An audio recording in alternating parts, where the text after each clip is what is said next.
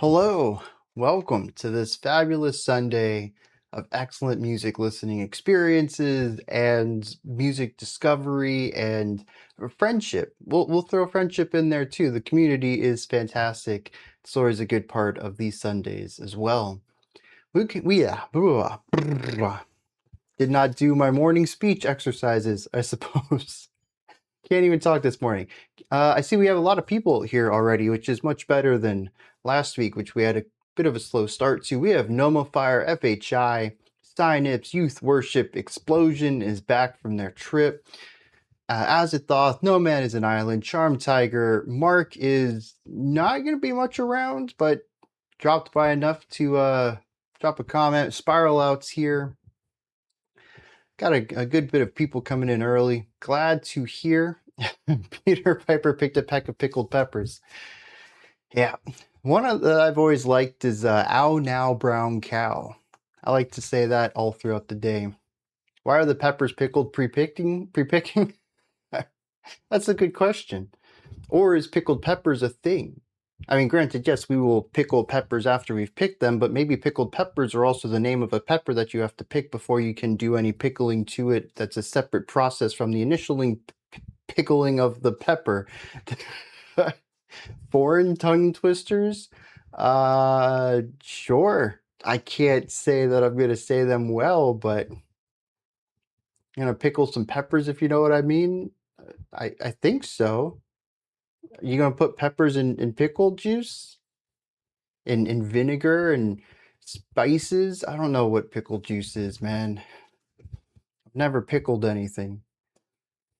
Anyways, good morning, everyone. A bit of an odd start to today's stream. Oh, yeah, yep. Yep, not gonna be able to say that one. I'd love to hear somebody say it, though. If you got a link to a YouTube video or an audio recording or something, that would be very interesting. Oh yeah, dude, there's no vowels. How are you even supposed to say that one? I don't even know where to begin. All consonants, dude. Absolutely wild. All right, glad to see everyone is excited to be here. Well, except for Youth Worship Explosion, who seems a bit out of sorts and also not too fond of the list today, which is a shame because we have some fantastic artists I'm looking forward to. The consonants are silent. I hope that's a joke because that's all there is. I don't understand that. We're going to kick this off though. Okay, it is a joke. We're going to start this off with some microtonal music. I believe we have Maddie Ashman kicking the day off, and I don't think I've heard anything of hers that isn't microtonal. That's one for the Swedish one. Let's see.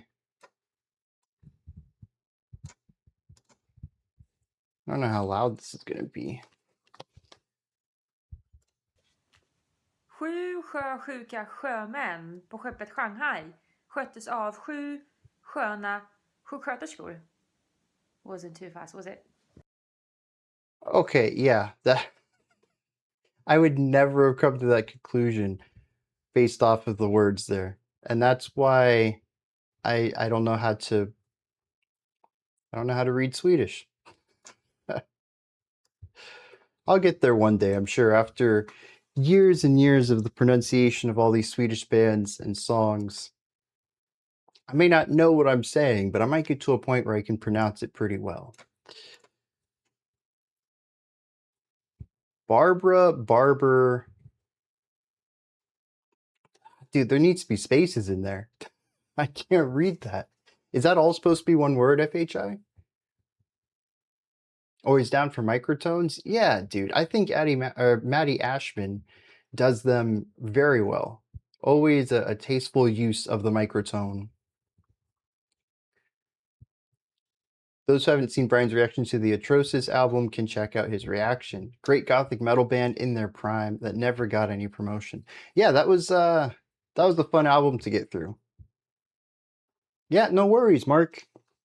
I saw you were in the studios, so that's exciting. Definitely focus on that. And does that mean that you're putting new music out? You got an album on the horizon? I'm looking forward to that. You can combine multiple words into one in English, like skyscraper, but German's just a lot more extreme when it comes to that. Okay.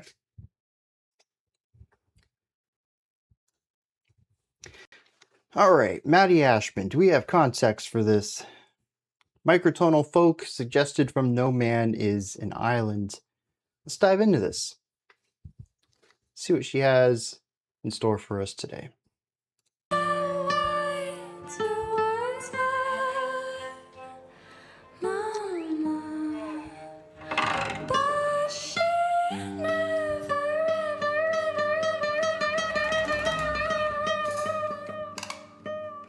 Hey, Jalron, welcome. The other world is this, another world is this. What if they find you here? What if you won't be missed? The other world is this, another world is this. What if they find you here? What if they lose you here? The other world is this, another world is this. What if they find you here? What if they lose you here? What if they find you here? What if they lose you here? What if they lose you here? Oh no, oh no, oh no, oh no.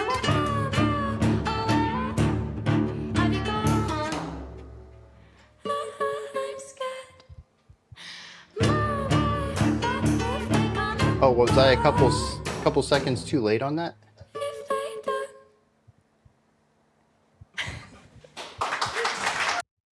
Oh wait, I was very late on that. Okay, we're gonna listen to this real. I didn't know I was in the middle of the track. All right, let's try this again. Hide, hide, and run. We are always hiding from her. Ride, ride, till my mama goes. Sympathetic jet lag. Oh, I like that texture though. Come in, look at your day. Mama said, where, so far away. You said never find me. And nothing was there. Far wide, way back when Cool percussion too.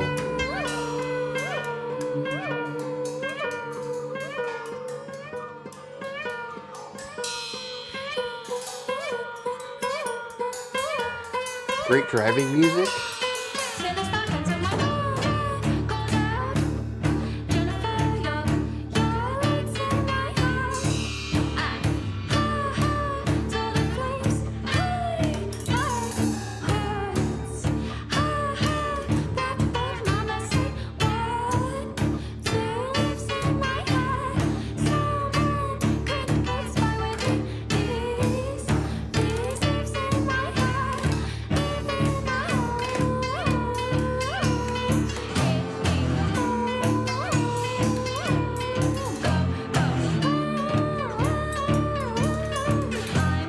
Dude, I'm just enamored with the percussion.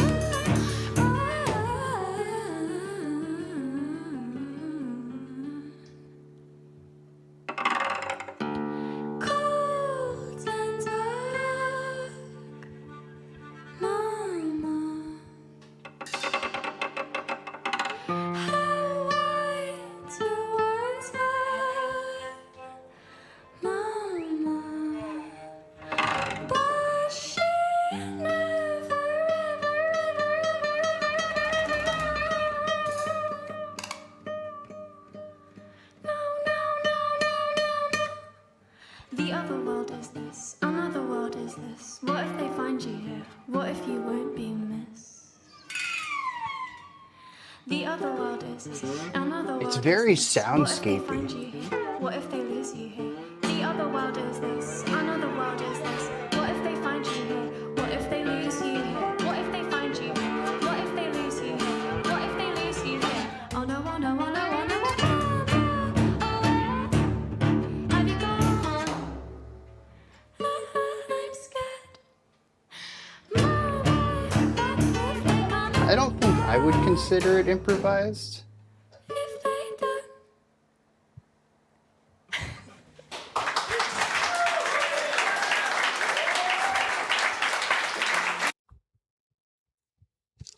I tell you though, man, the percussion is it's everything.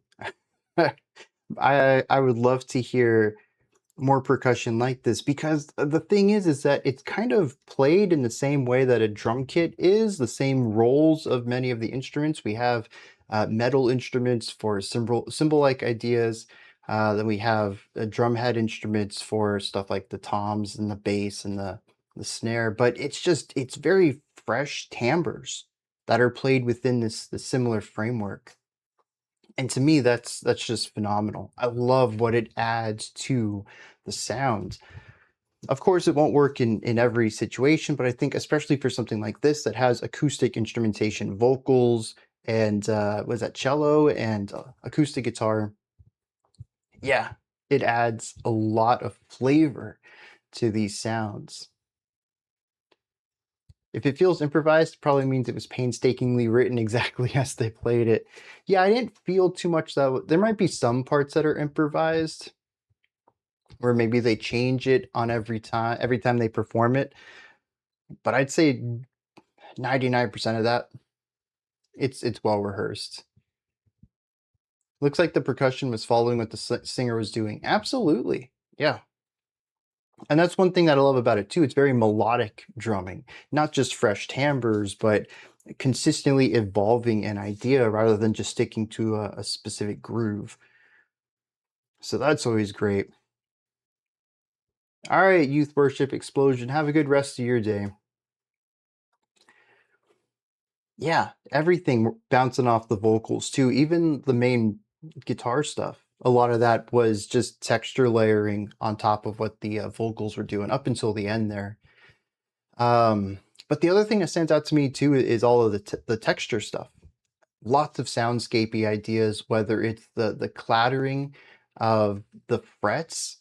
She has some sort of slide pick on her finger, and she'll run that with like it just feels like so much pressure against the neck and go down the neck of the guitar, and you get that clattering sounds. It's those really wide slides on the cello too. Lots of sounds in here.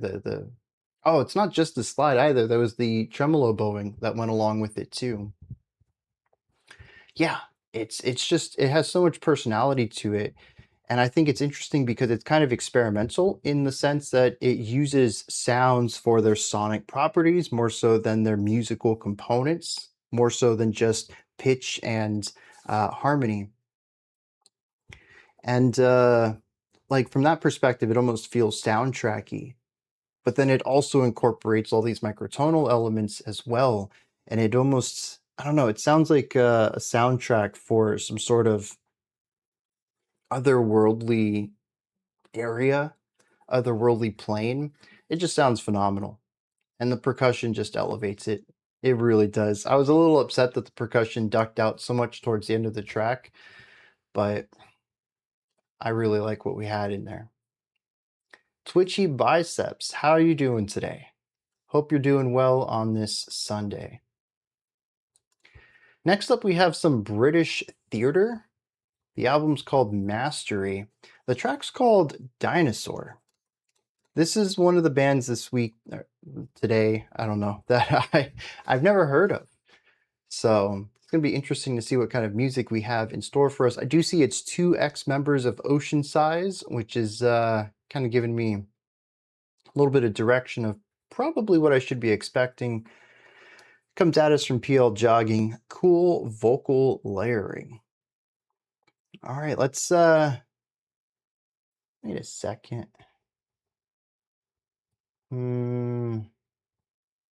Let me double check this volume setting. Bandcamp is usually native volume, and I have this set really loud as if the audio track itself is pretty quiet. And I don't want to hurt y'all's ears if I've somehow messed that. Yeah, dude, why did I even write that? All right. I'm glad I double checked that first. Let's dive into this, see what's going on.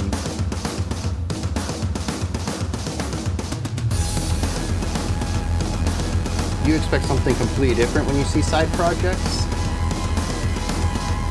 I wonder if that's a difference of our experiences with side projects then.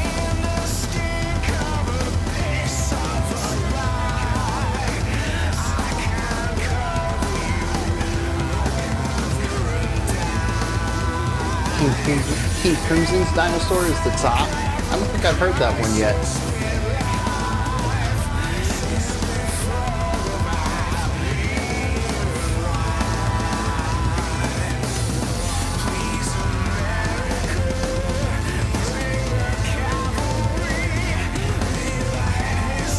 Energetic drumming.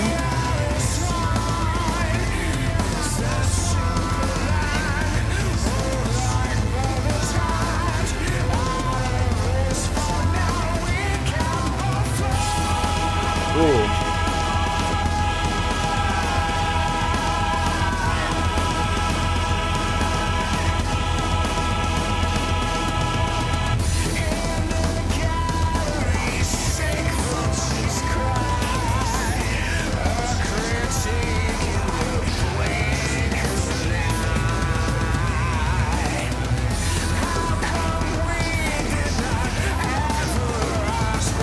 Is that the same vocalist on each layer?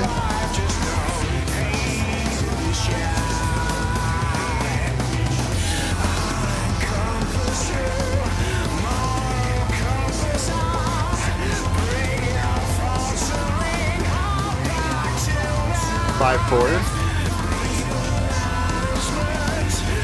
Yeah.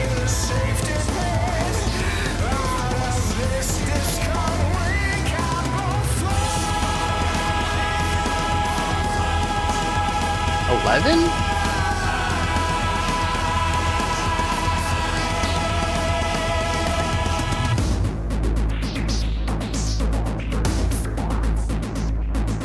So I wonder, because I mean, I conducted that 5 pretty, I don't think I was, maybe? I mean, honestly, that'd be half of a beat off.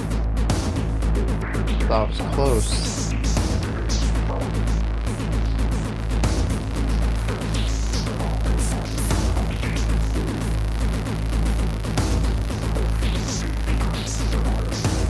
Yeah. Okay, I think you are correct.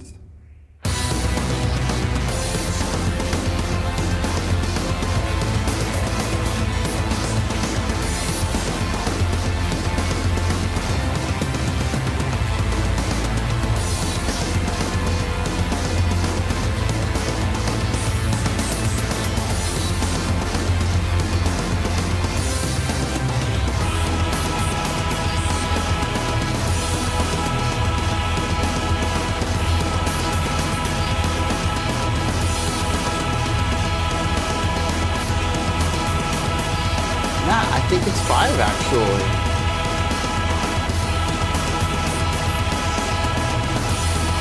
Just holding on to this. All right. Yeah, interesting track. We have the drums, which are constant, consistent, lots of tom work, very much forward momentum, constantly driving that forward. We have the vocals. Center and then off to the side as a delay, and then a lot of texture work, electronic texture work, and that's pretty much the entirety of the song, which I suppose makes sense. Ocean Size is a very atmospheric group, but I wish there was just something more to chew into here.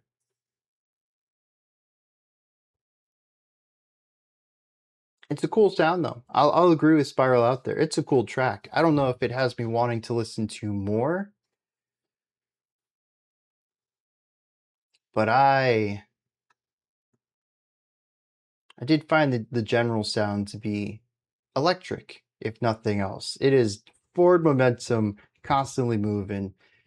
not really a point in there to be bored. And I'm still a little confused about the time signature. I was very confident in my 5-4 reading, and then PL Jogging says 11, and they did request it. So they know the song pretty well. And at a time, I was like, okay, maybe it is 11. But once we got to that final section, I'm fairly confident it was in 5 again. So I don't know if they were changing time signatures or if it's just faster and I'm missing that half beat somewhere. I'll take PL Jogging's word on it, though. Maybe it is an 11. Very cool track. Give me a second to go check the thermostat. I am sweating. It is hot in here, and I don't know why. I want to make sure it's not set too high. So give me a second. I'll be right back.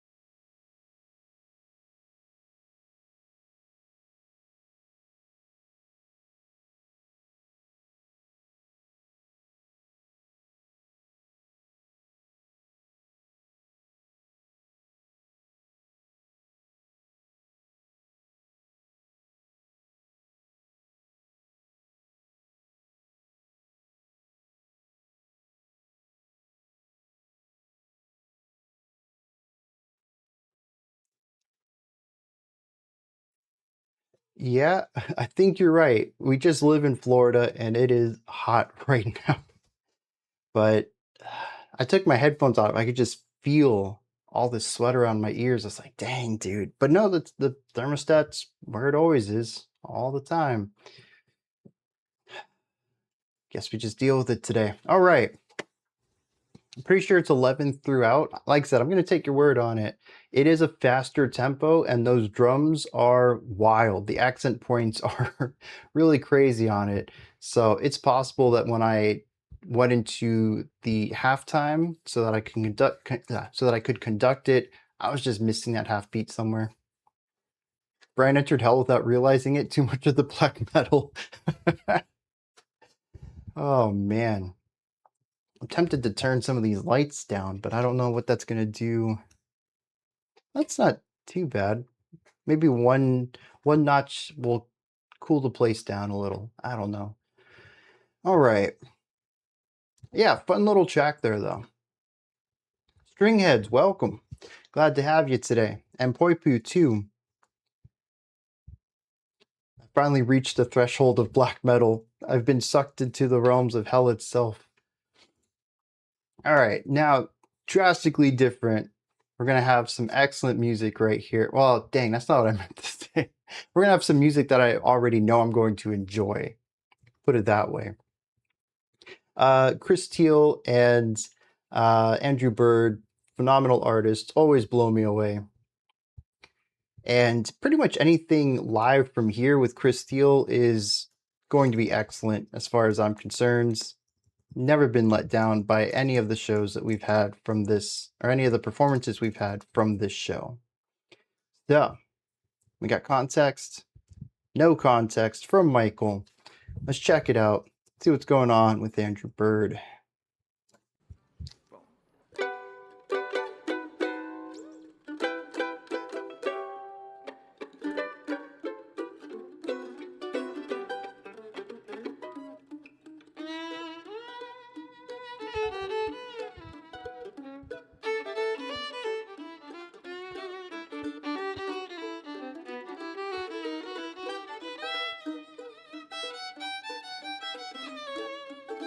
I'm going to turn the volume up a little bit on the sounds.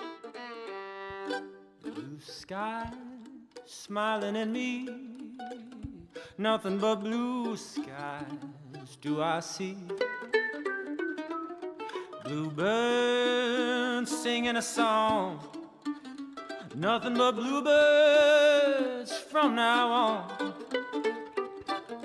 Never saw the sun shining so bright, never saw things going so right. Noticing the days hurrying by when Love you that love melody. my how they fly, all blue days, all of them gone. Nothing but blue skies from now on.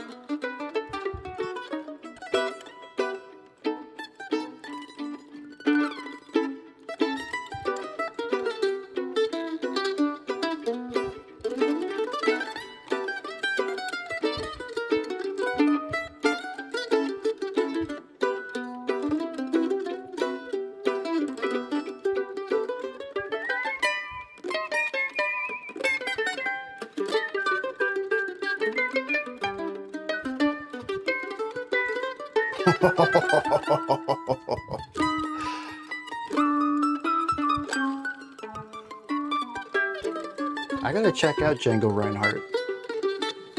It's anything like this.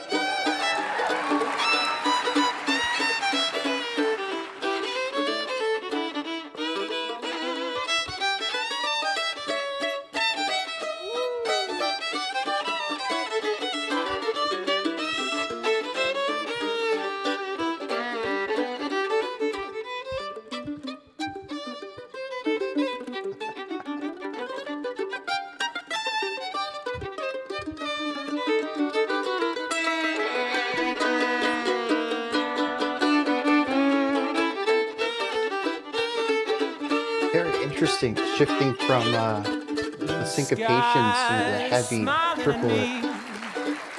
Nothing but blue skies do I see. Bluebirds singing a song. Nothing but bluebirds now all day long. Never saw the sun shining so bright, never saw things going so right. Noticing the days hurrying by when you're in love. My, how they fly all blue. Days, all of them gone. Nothing but blue skies from now on.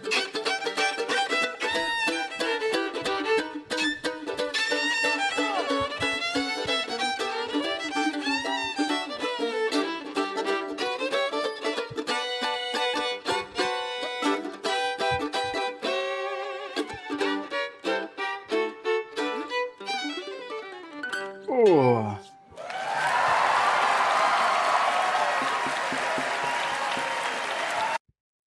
Yeah, dude, that was gorgeous.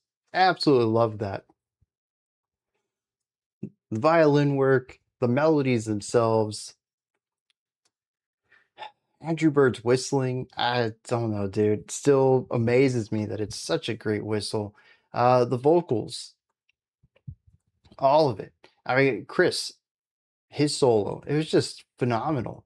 And the thing is it's kind of straightforward. We have an A section, which is the vocal part. Then we have a couple of solos, and then we bring the A section back. Pretty typical structure right there, but I think it works exceptionally well.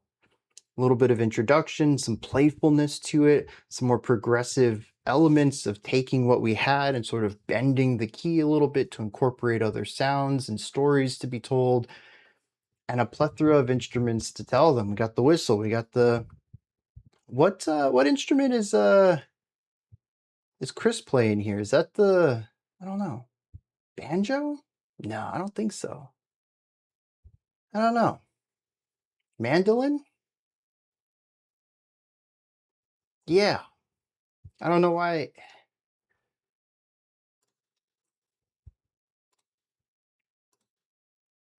How many strings? Yeah, I guess that is a mandolin.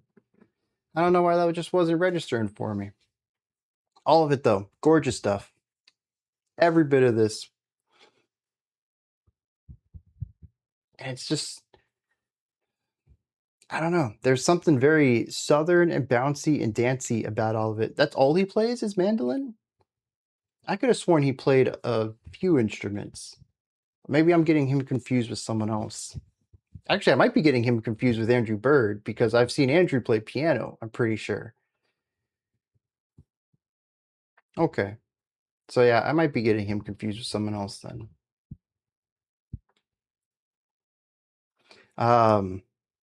Yeah, it's like super bouncy, super fun. The manipulation on the harmonic side gives it so much more character and flavor. Andrew shifted into a little bit of classical there for a segment. That was very fun. The rhythmic push from the super bouncy syncopated stuff into like those really hard-hitted accented triplets that Chris introduced for a little bit, and that kind of pushed into a general triplet feel for a few bars before pulling back. I mean, just there's so much playfulness in this track that never breaks the song. It just bends it. Sure, he could play more, but that's all you've ever seen him play. Okay, so Andrew is a multi-instrumentalist. I might be confusing them then. I don't think I've seen... Actually, I've seen Sarah Hull play once with Chris Thile, I'm pretty sure. But I don't think I've watched too much of her work to know that she plays a variety of instruments. Anyways, I think I need to just watch this show live from here. I don't know where to even find it. I got to look that up, but every performance I have seen from this show has been phenomenal. So I'm always excited to dive into pretty much anything with Chris Thile, but definitely anything with Andrew Bird as well. All right. Next up, we have some King Missile. And I don't know about this album art. I don't know what it is. I thought it was a missile originally, but I don't think it is anymore, now that I'm actually looking at it. This one comes at us from Greg. Many people, especially those that grew up in the 90s, have probably heard their hit song Detachable Penis, but I think most people never explored further. I grew up in the 90s. I never heard that song. At least I don't think I heard that song.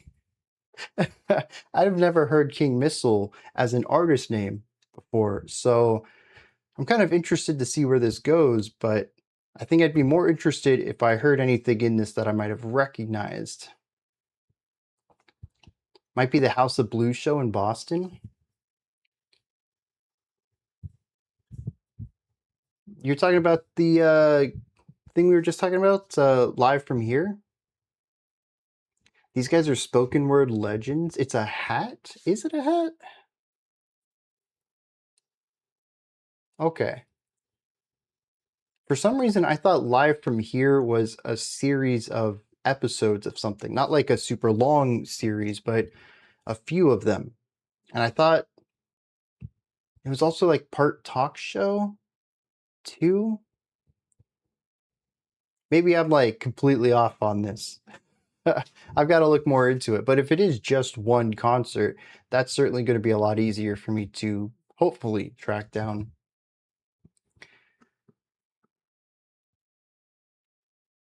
Wait, maybe, is this a sword hilt? Live from Here is gone now. COVID killed it. Oh, it was a weekly show. Okay. Dang. COVID robs us of something else that was great. He's the only one seeing the penis in the cover. Oh. No, I think I see it too. It's going downwards, which, I mean, given their big hit and the obvious King Missile, I guess that makes sense. All right. This could start quite a discussion. Let's see what's going on with old Ed here. Did we get context? Yeah, we did. That's right.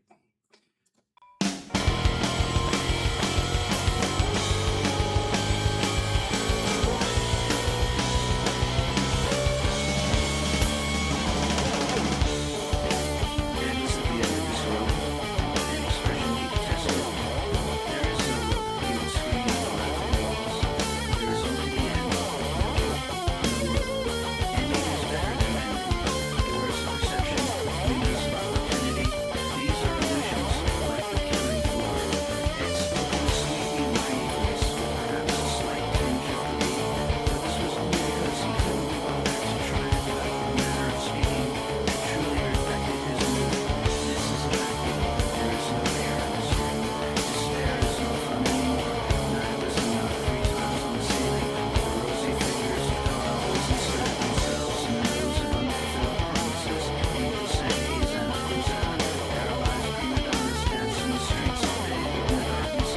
they not a thing anymore?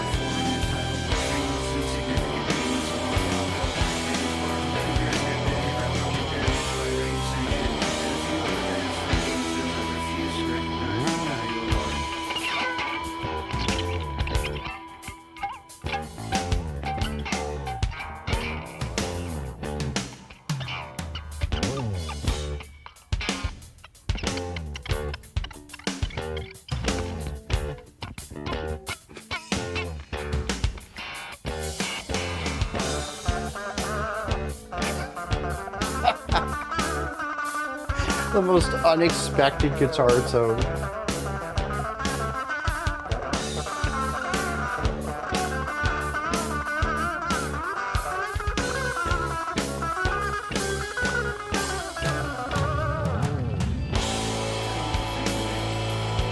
Yeah, Primus is a good parallel.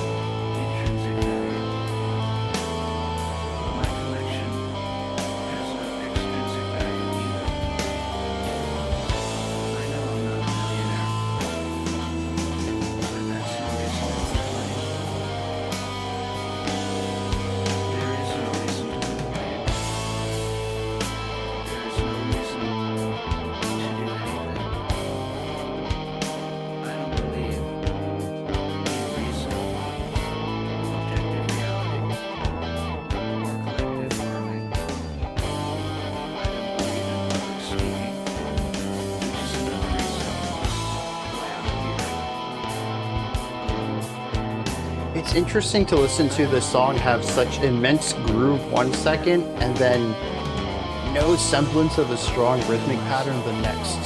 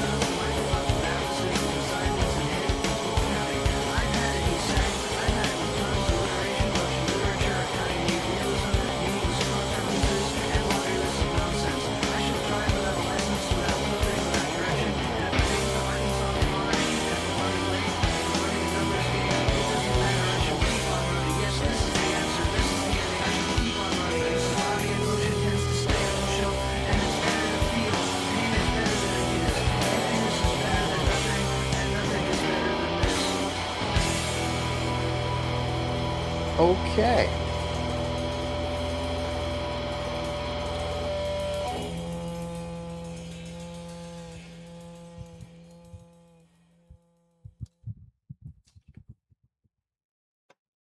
Okay.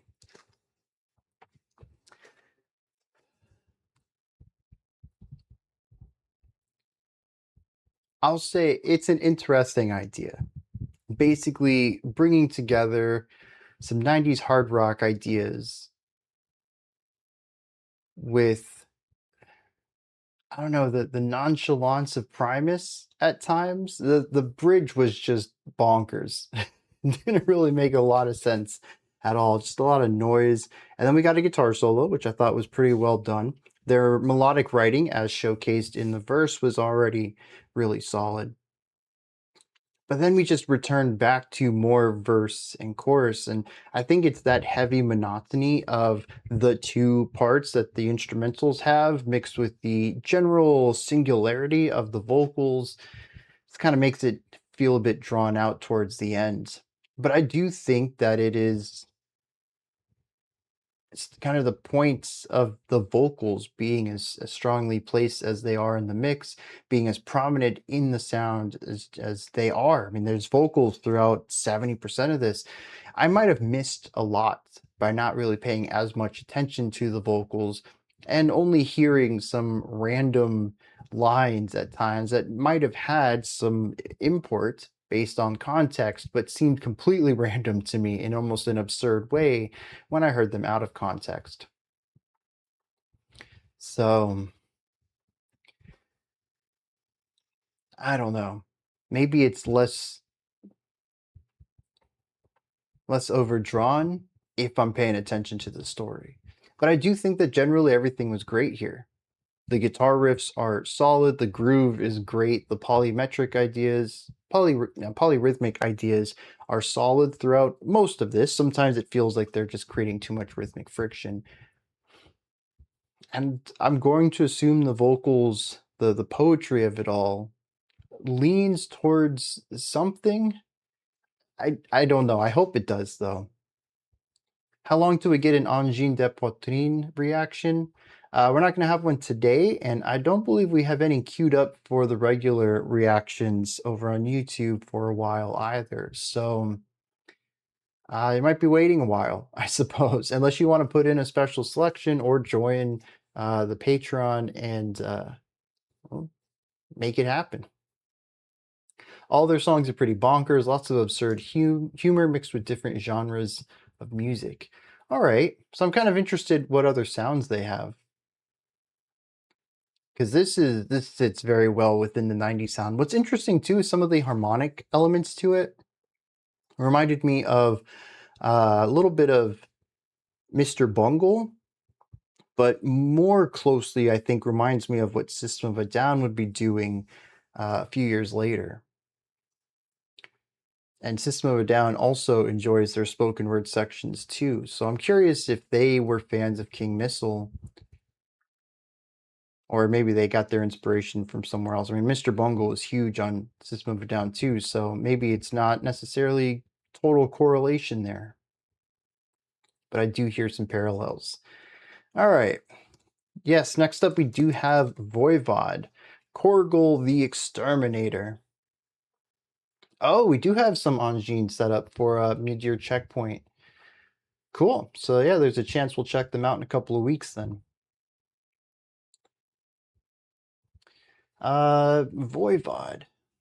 We've checked them out in the past. They're thrashy, right? Like super speedy, progressive thrash. I mean, thrash and speed just kind of go hand in hand.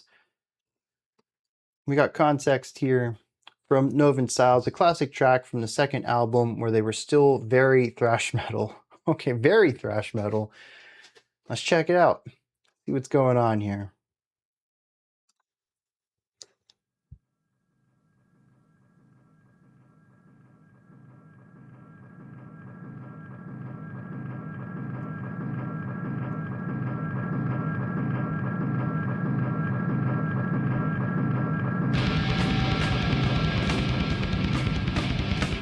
Very compressed too.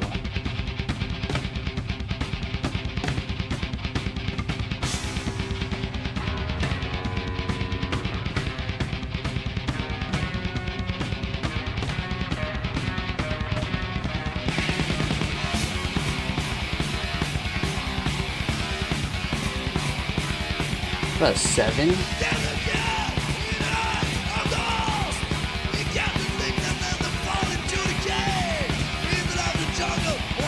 Maybe 15.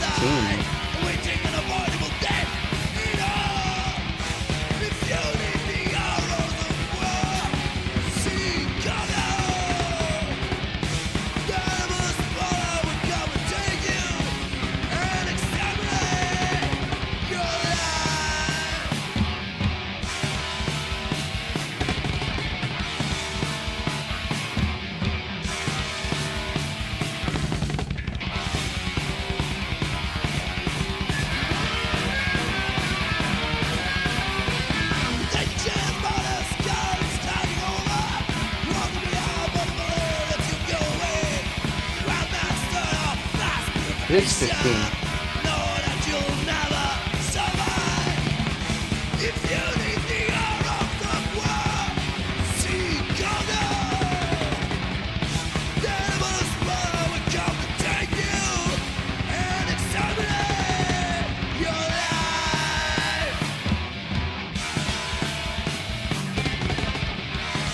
That's 6, I think.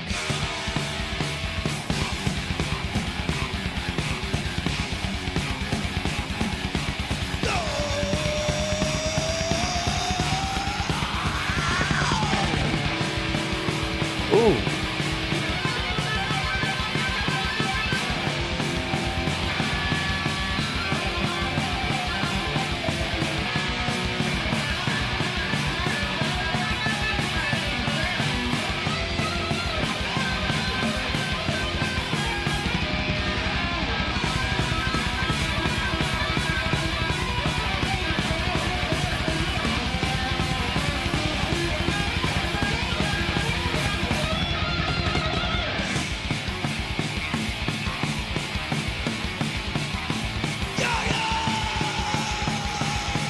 Hard for me to concentrate on something other than that snare.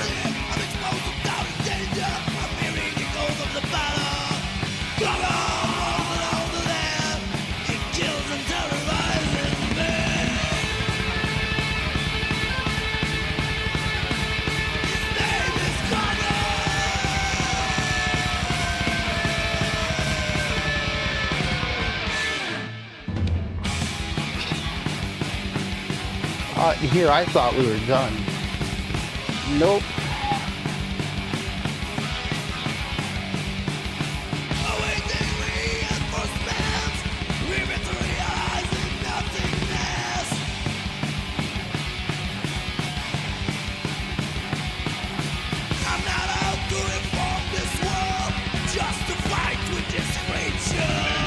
Yeah, despite the heavy compression, there is certainly a lot of clarity still.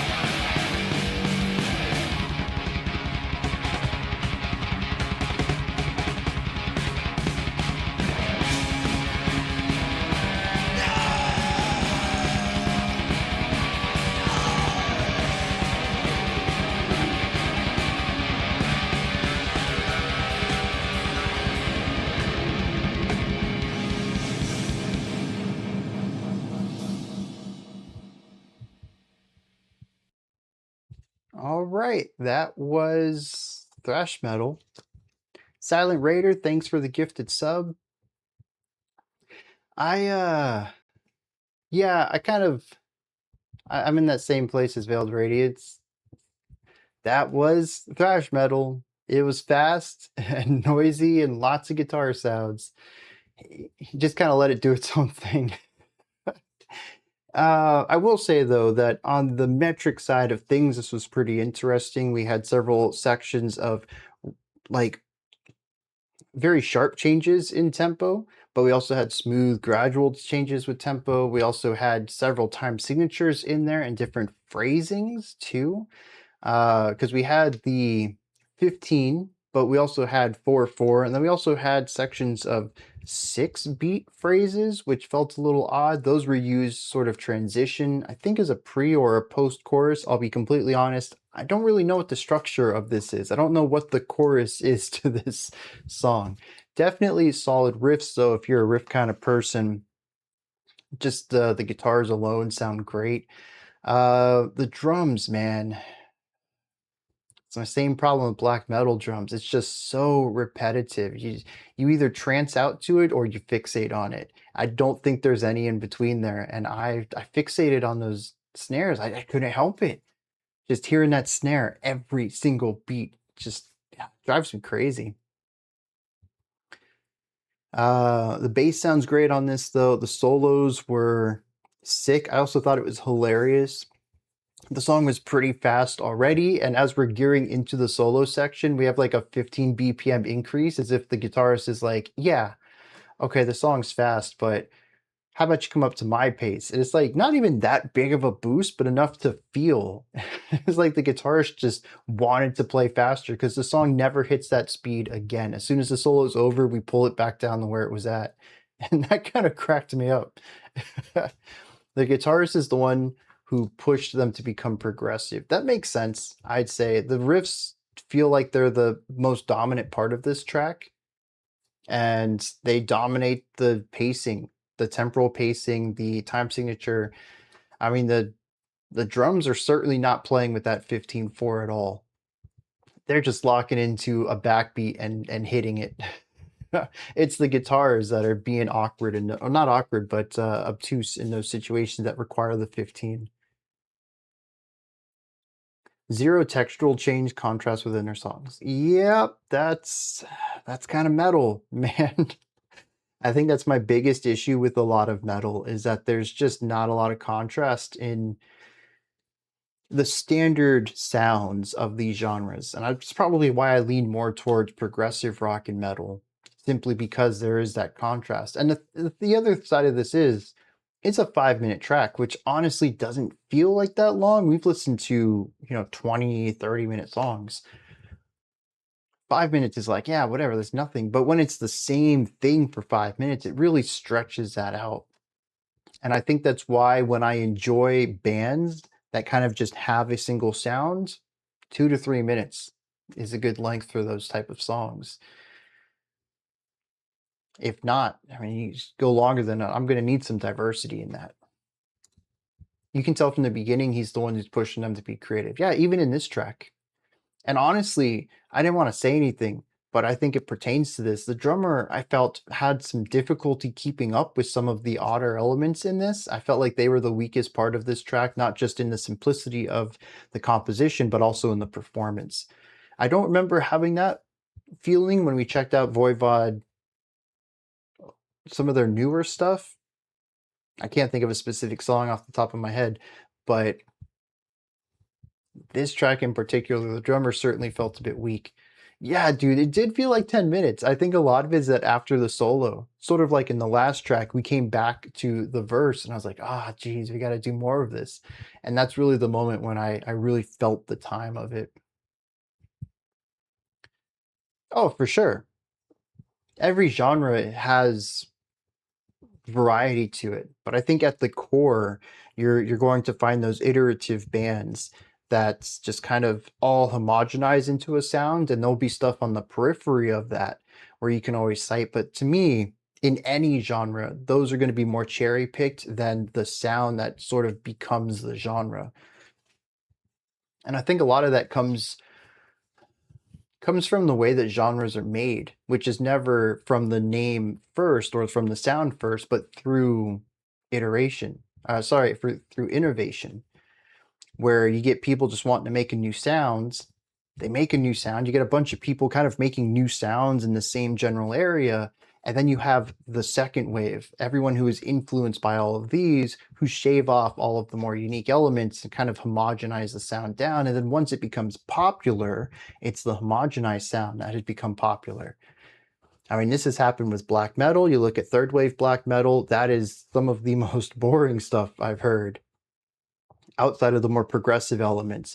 First and second waves are interesting. The third one, not so much. You look at the way that emo started out as emotional hardcore, and then by the third wave of that, you got pop emo, and that became very homogenized and commercial.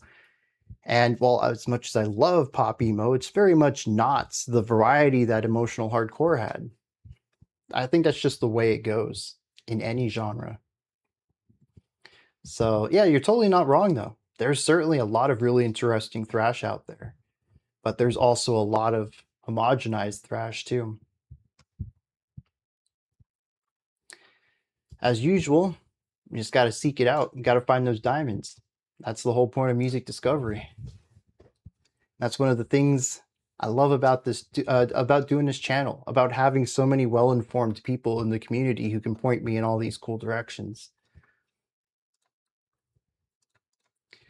All right, next up we have Mock Orange. Have y'all ever heard of this group before?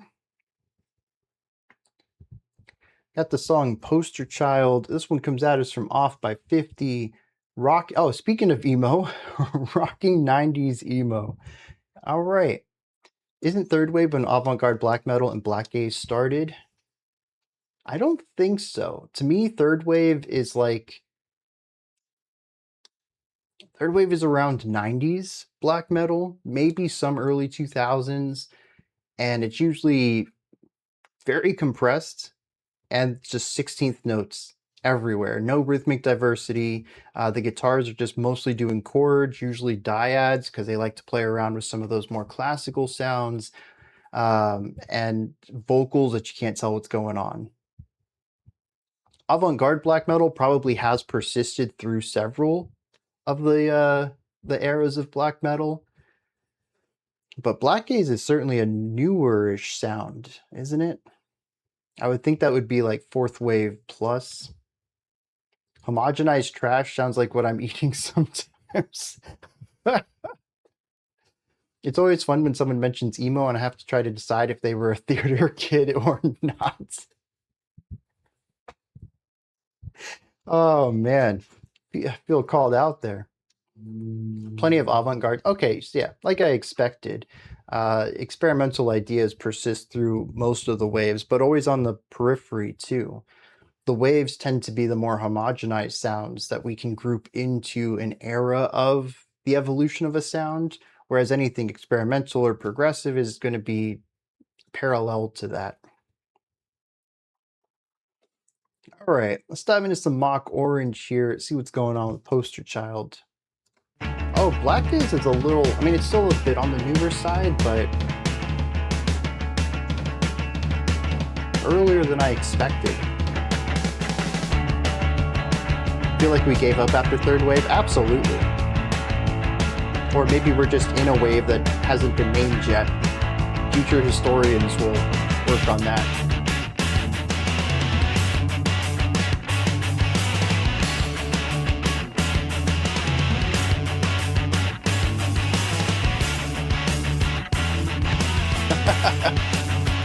Or we could have a troll free stream, that would work.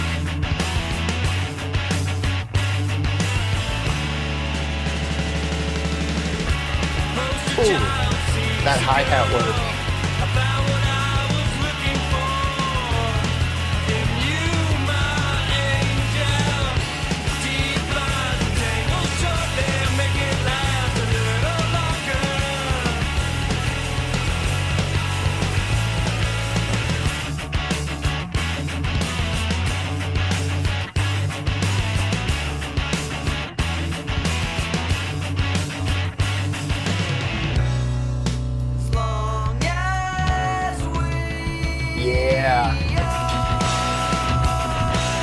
Get them whiny vocals in there.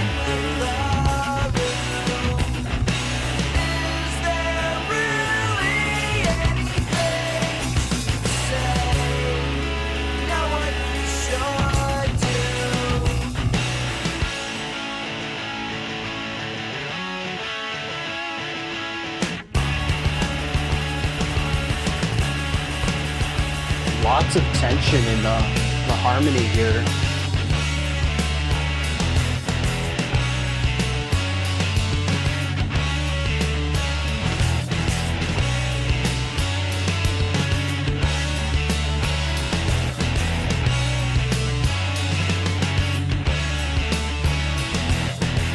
bass presence in the center too.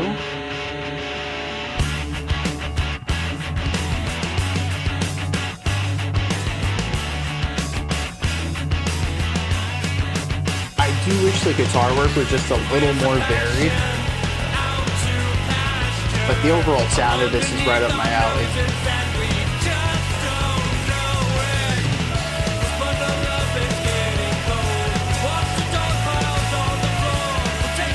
The dual vocals too.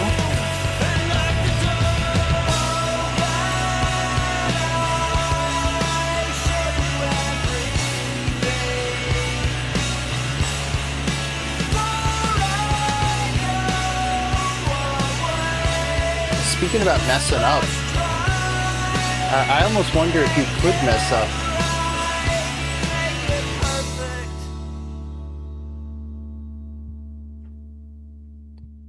I mean, a lot of what the guitars are doing is just noise, really going for a dissonant type of harmonic palette. This guitar over here is just doing like 3 notes. This guitar over here is just doing 2 notes, and they're just super frictional. If you make a mistake, it probably isn't that hard to get back into it. You're just making noise anyways. Once we get into the slower paced, more melodic ideas, yeah, I could see maybe. I do wish the guitars had a little more diversity in their riffage though. But I really enjoy the overall sound of this, and the vocals, absolutely lovely. The bass sounds great. The drums, super bouncy, but also very heavy too. It's a syncopation with an aggressive EQing to it that's super prominent in the mix, and that combination just works. I'm a big fan of that. Cursive is a band I've checked out once before, and I need to check out more of, because I remember being quite impressed with them. A little different for most of that era though, because it was just kind of all the same energy instead of building and falling.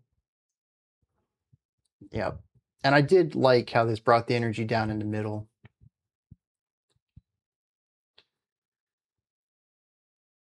Yeah. Very, very enjoyable track here. I do wonder why Mock Orange seems to have been sort of forgotten within the conversation. Not our conversation in particular. Oh, 2006. So they were doing a bit of a retro thing then, because this is more of a 90s emo sound, right? They were quite a bit behind, which maybe that's why. Pop emo was really big at the time. Regular emo wasn't. Something that feels like it was a bit of from a blast from the past there. I was going to say, I wonder why history hasn't really been kind to these guys, but I thought they were older. Oh, the album's from 98? So, okay, this might have been a re-release then by Lobster. Maybe they had a different release back then. 98 is what I would expect for them.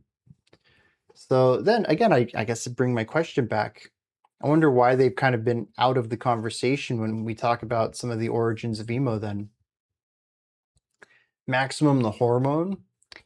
Yeah, we've had them a few times on the channel. They are wild. Absolutely wild. Actually, let me see. Do we have any... No, in a very strange twist, we have no Japanese music today. That is quite a rarity for these streams. Usually there's at least one. So, I mean, if you really enjoy Japanese music, you just came on the wrong day. Weirdly, like the one wrong day out of the year. If you come back next week, I can almost promise you we'll have some Japanese music then. It's so rare not to have any. Yeah, those are the 3 I always see brought up. Minerals, Sunny Day Real Estate, and Cap'n Jazz. So I find it strange because Mock Orange doesn't really feel too different from them. No crying about anime vocals today. It would take an explanation too long for the stream chat. I gotcha. Well, if you feel like sharing it in the Discord, I would love to read it, but if not, that's fine too. I could probably look it up somewhere and find some sort of context about Code Orange. All right, next up we have some Muse, which this album's been on my radar kind of a little bit. I checked out Muse with their previous album from 2022, I think it was. And that was the first Muse album I ever listened to all the way through. I've known of the band, but never really dove into their music outside of a couple of hits. And I wasn't too enthused with that. But if I remember correctly, some of y'all Muse fans weren't too happy about that one either. Okay, so there we go. So I've had this on my radar. I've seen a lot of y'all talking this album up, but I haven't really had the energy to prioritize it, given my history with Muse is very hit and miss. So I'm excited to dive into this and see what's going on here. This one comes from Stringhead. If the new Muse album has been the surprise of the year for me, this song is the surprise of the album. What a banger. It's poppy, it's guitar heavy, and Ellie's vocals perfectly mixed with Matt's. I'm sharing the visualizer because it's pretty cool. Yeah, we got Ellie Goulding. All right, let's dive into this, see what we got from Muse today.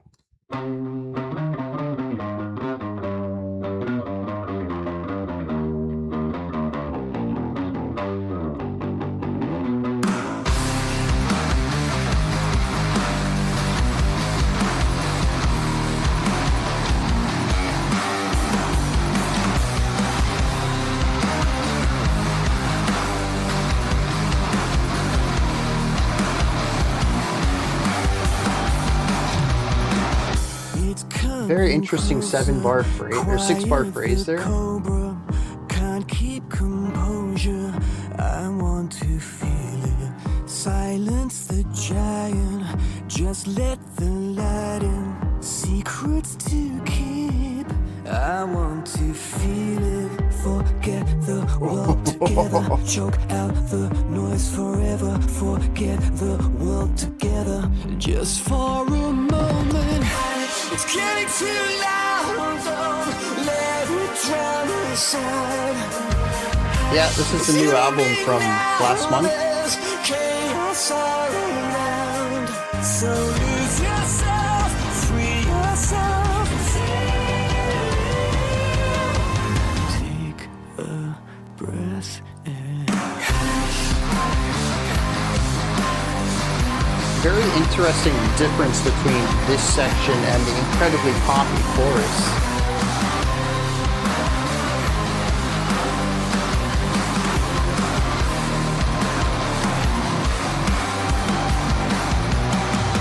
It's coming closer. Be still, be slower. Show some composure. I want to feel the silence is everything. To focus adrenaline. The silence is everything. I know you need it. Forget the world together. Choke out the noise forever. Forget the world together. Just for a moment. It's getting too loud. Okay, I think this song's actually in groups of 3. It's you and me now. There's chaos all around. But it's so weirdly phrased throughout.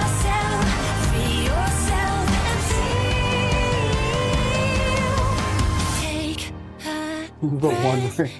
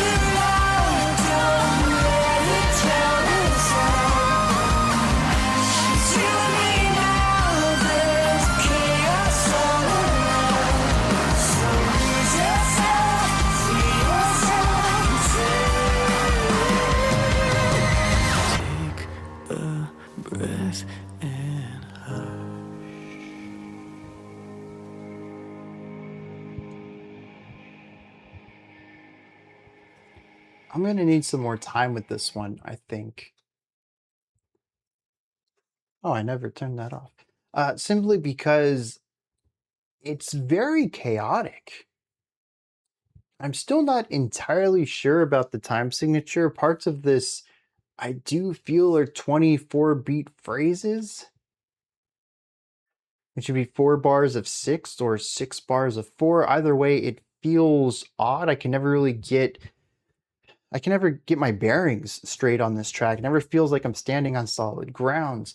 And that mixed with the rapid pace of this track, there's no transition moments at all. We are just in the dark metal-y section, and then we are in a lighter pop section, and then we are in a dance beat section, and there's no build-up or breakdown from any of them. It's just snap, and the lights are changed. The atmosphere is different. And so it feels like I just never have any understanding of where I'm at, which makes sense. I mean, the entire visualizer is someone floating through space.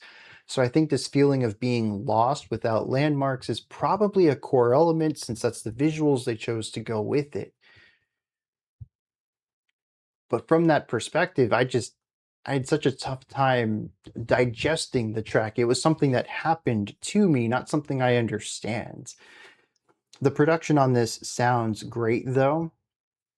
The poppy sections are incredibly infectious.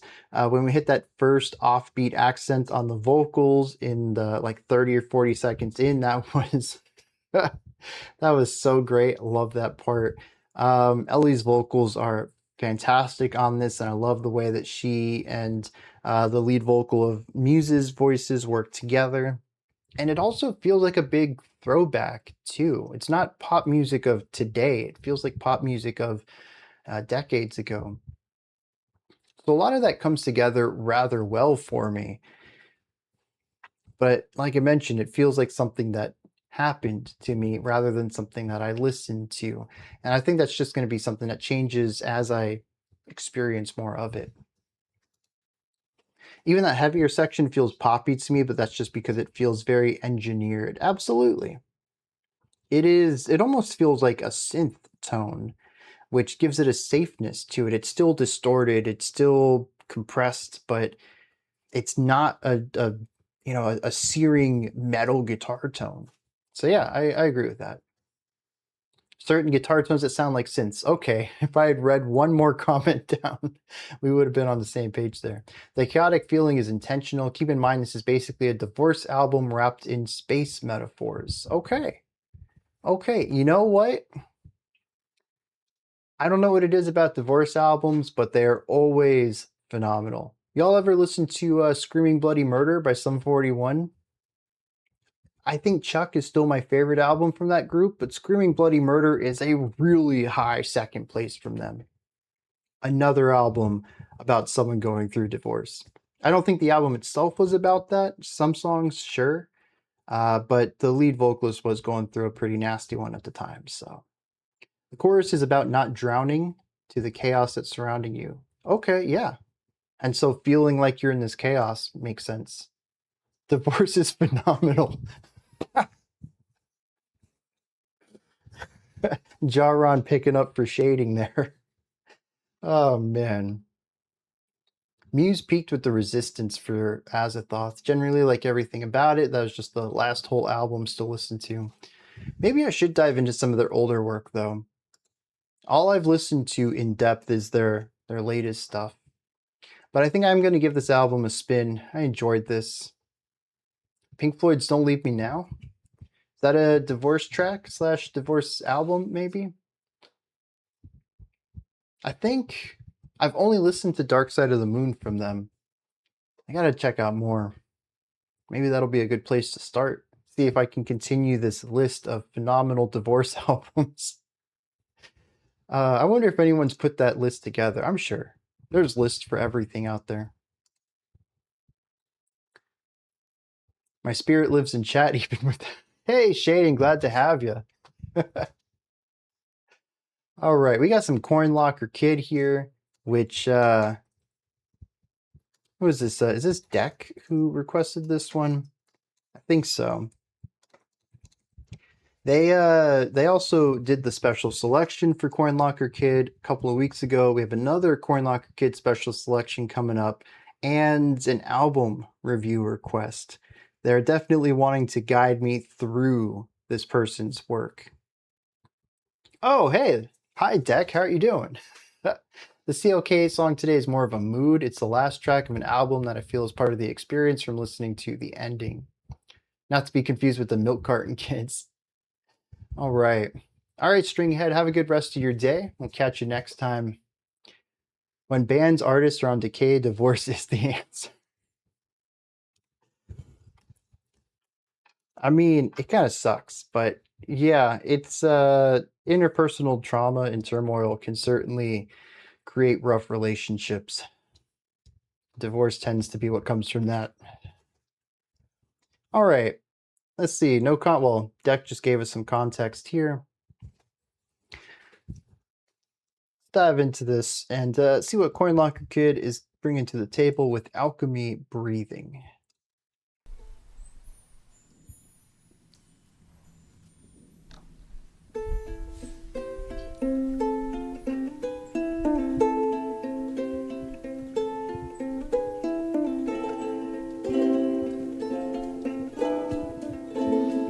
Brisk 3. Gavin, quiet, cold. Wombless aches and bones and blood. Frozen meets the morn.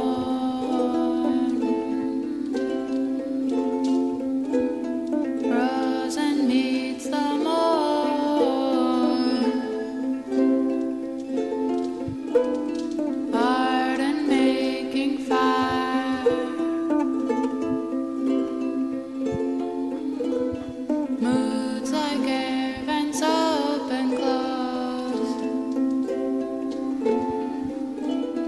Alchemy breathing. Alchemy breathing. Alchemy. That would be quite the undertaking to dive into a bunch of old streams just to find out of context quotes.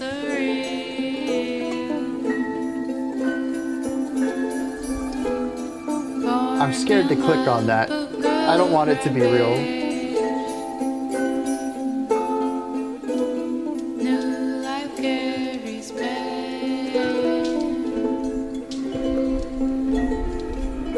The Life of Brian.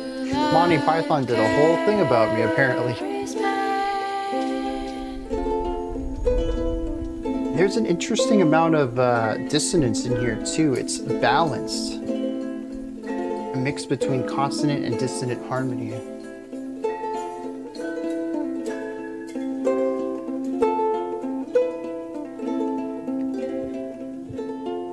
To go get a wiki site.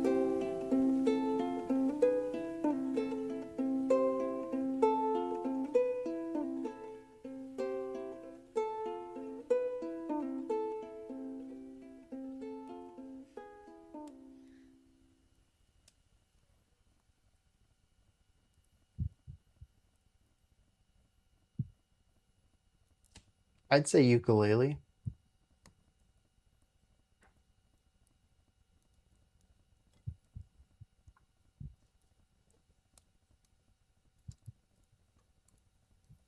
Okay, there's still 3 minutes left of this.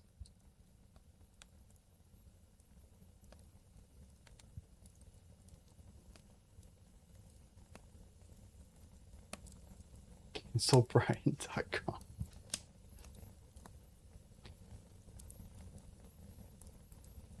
I don't think it's fire. I think it's tape.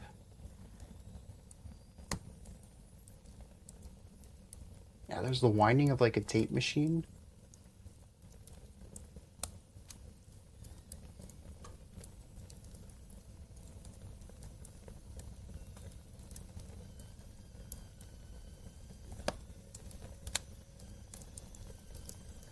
A ring curse thing.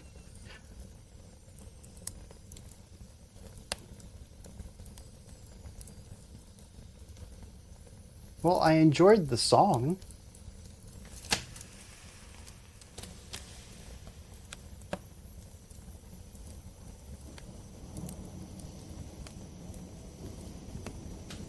Oh yeah, dude, that clipping track.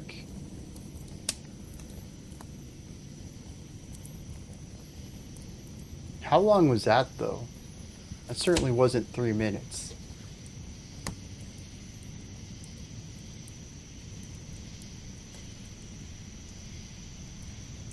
Okay, so fingernails against the chalkboard, I get it. Styrofoam, something that people don't...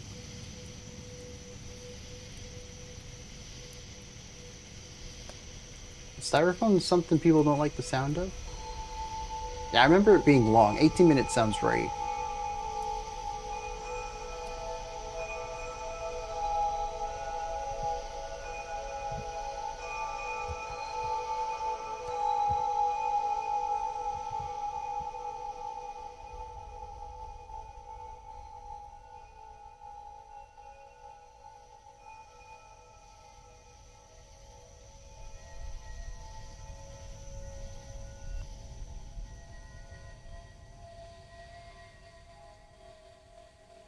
All right.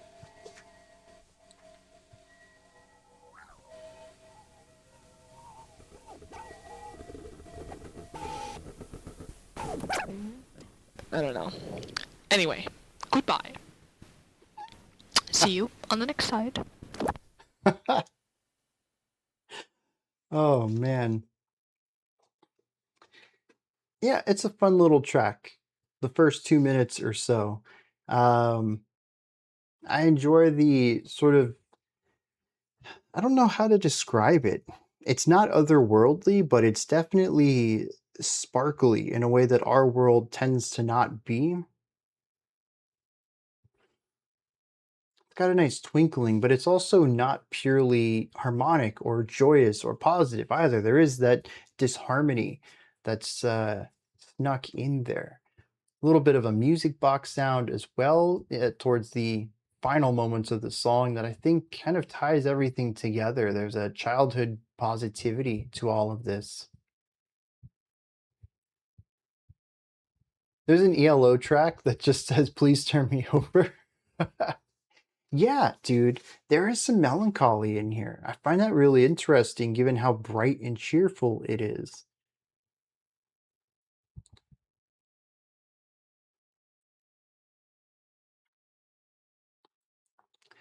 I don't know what to make of these lyrics, though. I don't usually look at lyrics, but I had time on this one, and they were already here. This third stanza: piglets squeal surreal, cornmeal, mud poop, goop rampage, new life carries pain. It almost feels like word salad, but there's both rhythmic and rhyming and, I don't know, texture carrying over between these words. There's thematic ties, even if it's not a sentence. I think I had the same thought process when we checked out The Boy in My Memory, or The Memory of a Boy, whatever that song was called, a couple of weeks ago from Cornlocker Kid, where the lyrics are very textural, very thematic. They don't necessarily make immediate sense, but there is some thread between them. It's very interesting. And when you pair that with the quasi-experimental music, I mean, the first 2 minutes are fairly straightforward, but the rest of it kind of turns into sonic collage.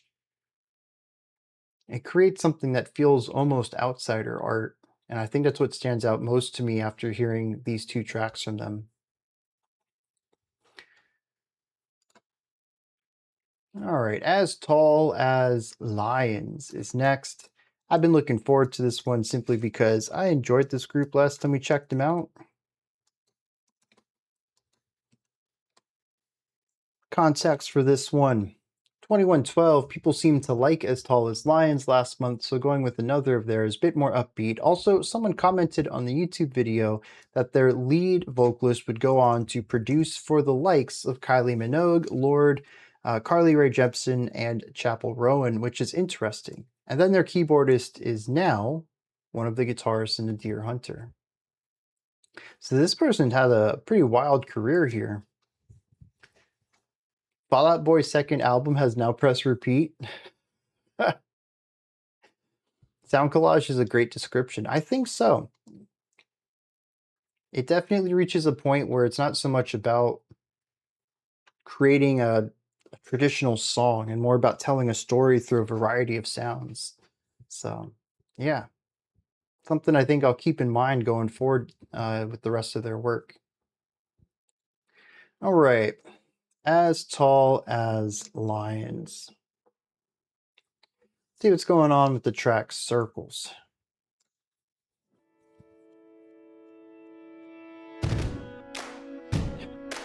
Your guess is as good as mine with that. I don't know if he's expelling or inhaling garbage.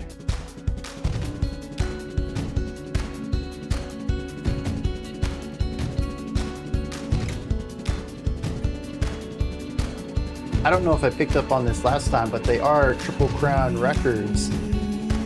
That record label's always got an ear for the good stuff.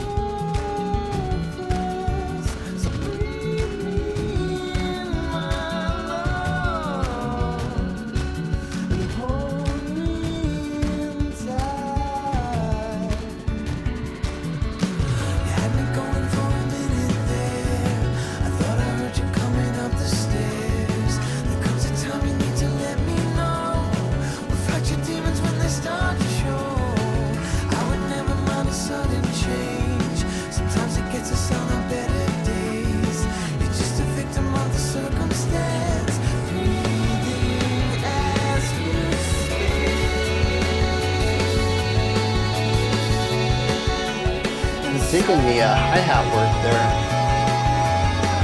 Last section, I guess.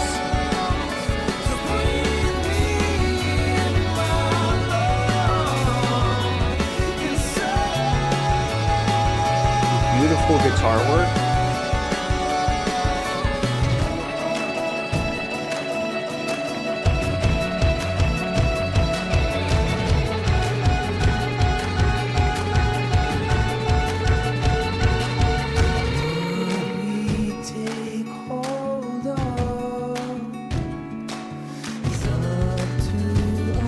Interesting.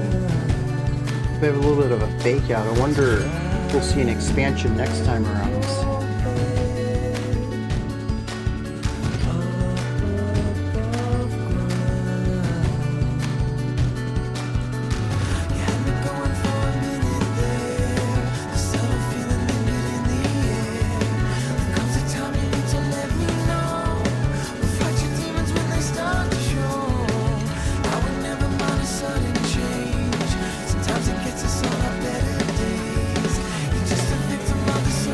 Is that a reverb on the snare?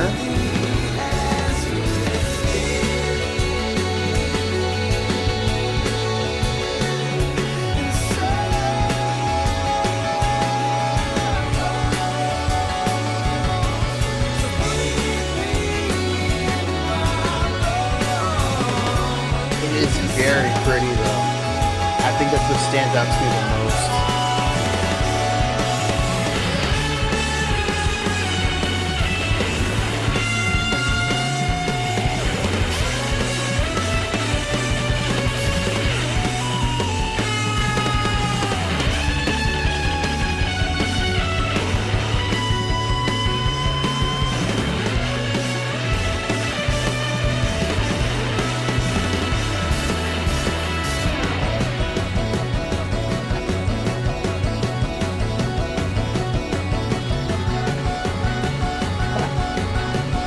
Yeah, dude, those bends were wild.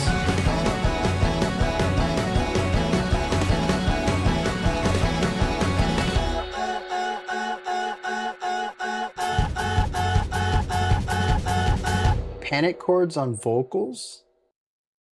That's new to me. I loved a lot of it.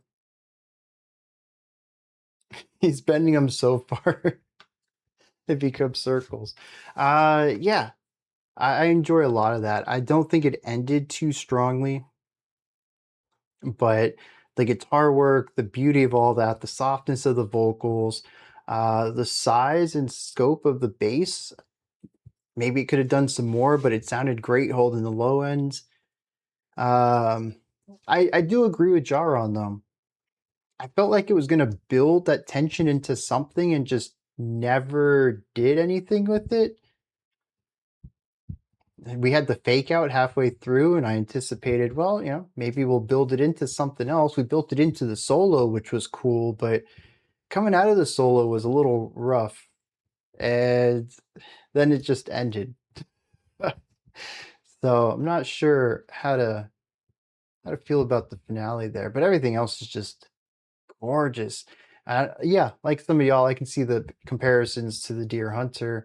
A lot of it's just beautiful writing, great orchestration, great arrangement for these instruments, and just finding ways to use these sounds and find that balance between the tension and the beauty and bringing all of that together. The vocal harmonies were great. It's just that ending was a little wild. And the thing is too is like functionally everything sounded great there. The vocal harmonies were cool, pairing that texture layering with the guitar, the drums kind of locking into this rhythm with them. It needed to go somewhere, I think, to really pay off the idea itself.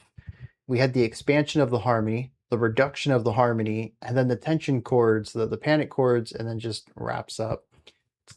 I don't know, maybe it makes more sense within the context of the album. Yeah, okay, yep. As soon as I said that, yeah, what's going on in chat? Yep, same thing. On the same wavelength there. But I enjoyed it. Have I been forgetting to pull things down today? That's the first one I've pulled down. That can't be right. We're almost done. I enjoyed it enough, though. I got to look more into them. I'm pretty sure I pulled them down last month as well. Next up, we have a track I have heard before, but I think we're going to have a fun time with. We checked out Siguro from System of a Down a few weeks ago.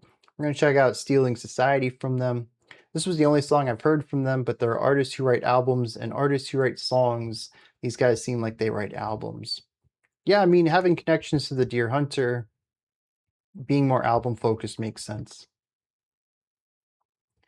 13 concurrent circle pits at the System of a Down concert. That is wild. How large was the crowd? I mean, I've been to a local festival, and I think maybe we could have fit 7, 8 pits in there. I'm trying to think of how big of a crowd size you need for 13 to exist without them, you know, forming in, you know, absorbing 2 pits being absorbed into one large pit. Yeah, 3 sounds about right. I go to a lot of smaller shows. We probably fit 1 to 2 in most of the shows I go see. 13 just sounds massive, dude. All right, we got some context for this. Don Tortoise brings us a lesser popular System of a Down song. I find it to be one of their more cohesive and linear songs of their discography, and fun to listen to as Siguro or Vicinity of Obscenity. All right. Coagulating. Coagulating. Is that in reference to the pits absorbing each other? There are videos of it online? All right, I'm going to have to make a note. I got to look that up. What show is this? I guess it would help.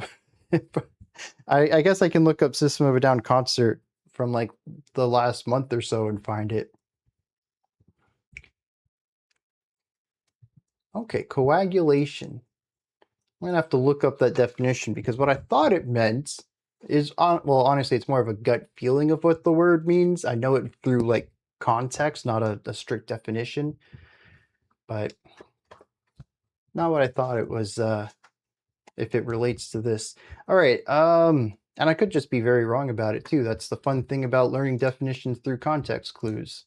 It doesn't mean that you necessarily learned it right. You saw System of a Down in my area at the basketball arena in early 2000s with Tool. I was not there.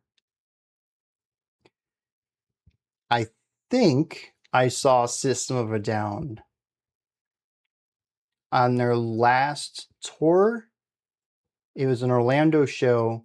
It was in an arena, but Tool did not open for them, or maybe they didn't open for Tool. It was the Mars Volta. And that show turned me off of the Mars Volta up until y'all introduced them to me. And I guess I'm still kind of turned off from them. But the live show was like 50 minutes of non-coherent jamming. I could not understand what they were doing there. I only knew System of a Down for their radio hits.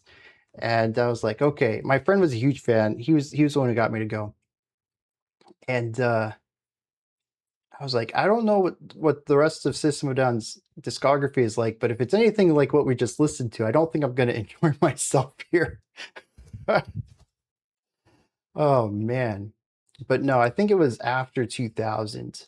I don't even think I knew about them in 2000. This would probably been closer to 04, 05. Maybe even 06. That was the biggest show I ever went to, though. Absolutely. I had to sit down, dude. We were in the stands. I hated it. I would much rather been in the pit, but prices were ridiculous.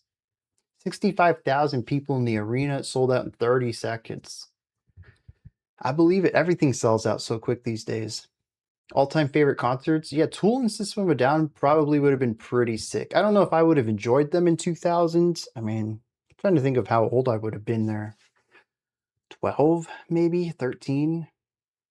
My musical taste would not have worked for them, I think, at the time.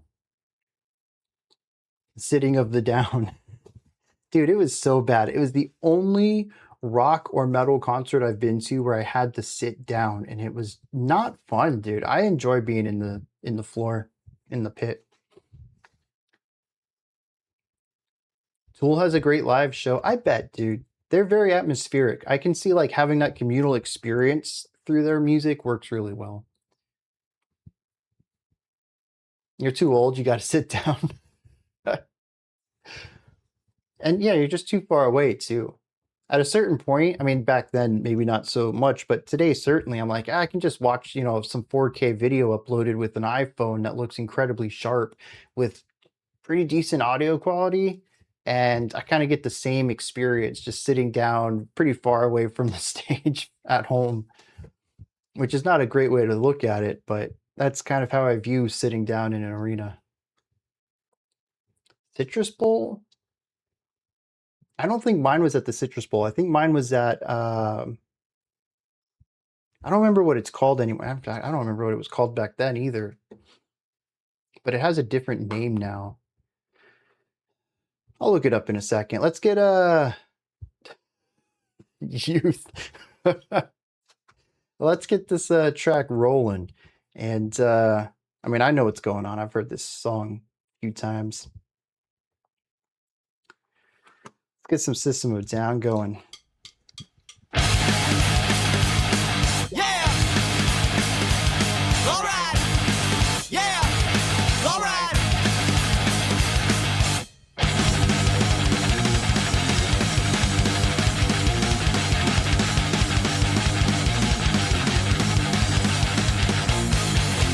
Blue skies, watching it all fading. Blue skies.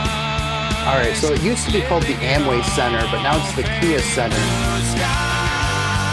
I'm pretty sure that's where I saw them all those years ago.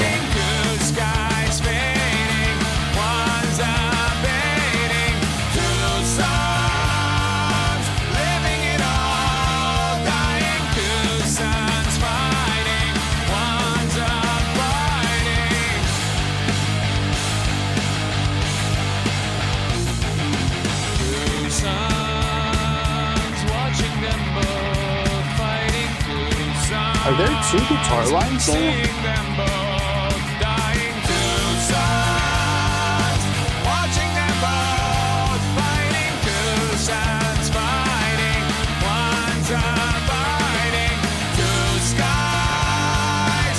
Seeing them both dying two skies, fading, one's up fading.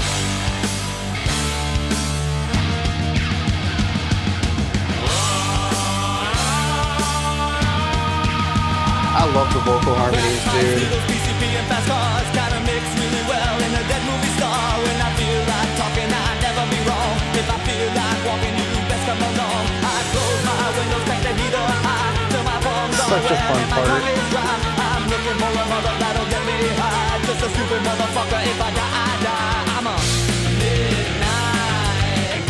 This life. Looking for a mother that'll get me high. Just a stupid motherfucker. If I die, I die. I'm a midnight. This life. I wonder what this song is about. That'll get me high. Just a stupid motherfucker. If I die, I die. Alright.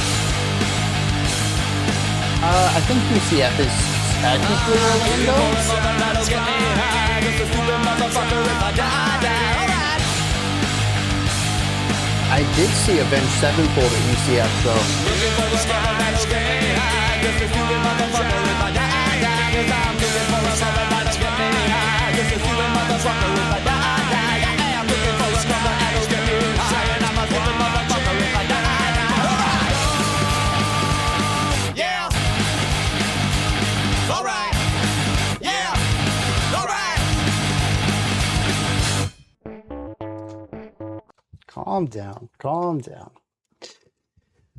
Yeah, that's just a fun track, man. I love the vocal harmonies. I love the vocal counterpoint there in the bridge. It's very fun, very bouncy. I did think I heard a guitar part I've never heard before in that track, though, in the verse. It's quiet, it's sort of center left panned, and it's the same like 16th note picking rhythm that we have in this one that's changing pitch, but it's just locked into a pitch. I've never heard that before. But yeah, I agree. It's System of a Down. A lot of their music on this album and the previous one as well, they have a very similar feel. Not a bad thing, but you listen to a track like this and there's just not much to say other than, yeah, dude, that's System of a Down right there. But I wish I had more to say about it. It's just a fun time. I do find it to be less instrumentally diverse than something like Chop Suey, which had several sections to it and a complete piano part to it as well. But I think they made up for moving away from those with all of the vocal harmonics that they have on both Mesmerize and Hypnotize. The Blue Skies part is copied from the Irving Berlin song we heard. Is it? Is it? Wow.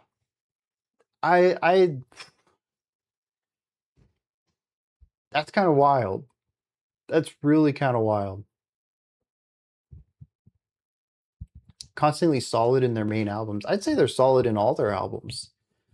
I mean, they don't have any EPs, as far as I know. And then they do have Steal This Album, which seems to be not main album, but what else would you classify it as? I know a lot of people say they only have 4, but I don't understand that perspective. But even Steal This Album, I think, is, dude, that's probably their best album. As far as fun goes, I still think their vocal stuff on Mesmerize and Hypnotize is superior, but Steal This Album is just, it's just a fun time from start to finish. How many mixtapes do they have? All right. I don't know why that question's in here. But now I'm kind of curious. Are you joshing me? You pulling my chain here?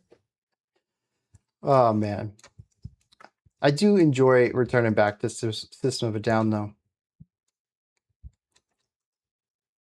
I mean, even that right there, I haven't heard that track in a few years. And it's still, I could anticipate so much of it. It's just, it's very catchy, man.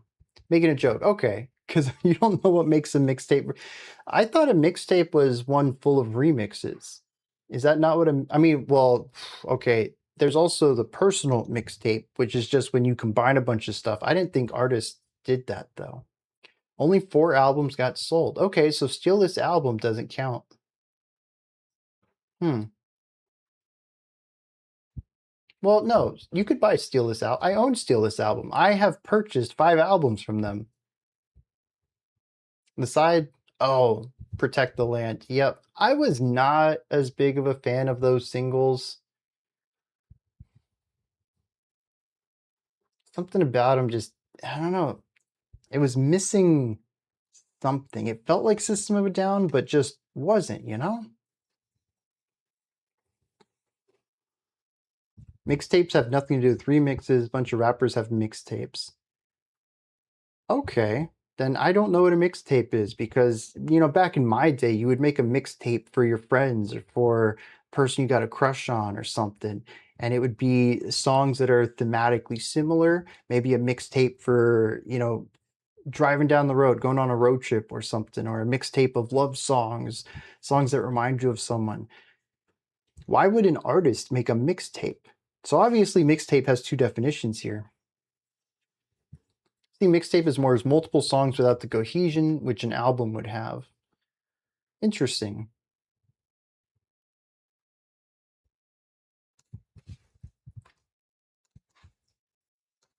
All right, so let me see what happened here. That one needs to be that. This one needs to be that. There we go. I fixed it. Thanks for bringing that up. As opposed to many artists that have albums with 0 cohesion. I still haven't really listened to any album that lacks cohesion. There's usually some sort of thematic or sonic tie. I'm kind of curious now. I'd love to check out a popular mixtape, even if it is by like Rate Your Music standards, and try to figure out why it's called a mixtape. You don't have a playlist for a road trip that has alternating pop and black metal? Oh man, I don't listen to any playlists though. I've always been and probably always will be an album guy. Even when see the last road trip I went on, I went down to South Florida. It was like a 2.5 hour drive. And we checked out, I think we listened to both Juggernaut albums from Periphery. That took up a big chunk of that. I don't remember what we put on after that. Yeah, I don't have like road trip music. We just put on whatever sounds good at the time. Car Seat Headrest has a 60-minute EP. No, they don't. There's no such thing. EPs, 20 minutes tops, 6-track tops. If you cross either one of those lines, you're not in an EP realm anymore. Title Fight's OG stuff was all dropped on mixtape. All right, I'm gonna mix. What is a mixtape? That's my web search homework for today. I'm really curious about this. Road trips have ups and downs. Have to get into the energy. Yeah. You're going to go on a 4-hour road trip for work? Is this stream a mixtape? You know what? I think it would be. As far as I understand the term, we have a bunch of songs from various artists. Well, I mean, dang, they're not thematically connected, though. Can a mixtape just be random stuff? Maybe. Search up third wave black metal while you're at. I think I'm well versed in third wave black metal at this point. Rate Your Music is wrong then. I will stand on that. This is my hill to die on, dude. 20 minutes, 6 tracks. If you go over that, you're not an EP anymore. There's just, it's a hard definition, man. This is like literal and figurative, right? You can't say literally and mean figurative. That's not how language works. EP has a specific meaning. Everything's a mixtape. Okay. A Tecker has no, dude. Once you've crossed 2 hours, you're basically out of LP territory. You're in double album territory. Get that EP stuff out of here. The band refers to it as an EP. Not.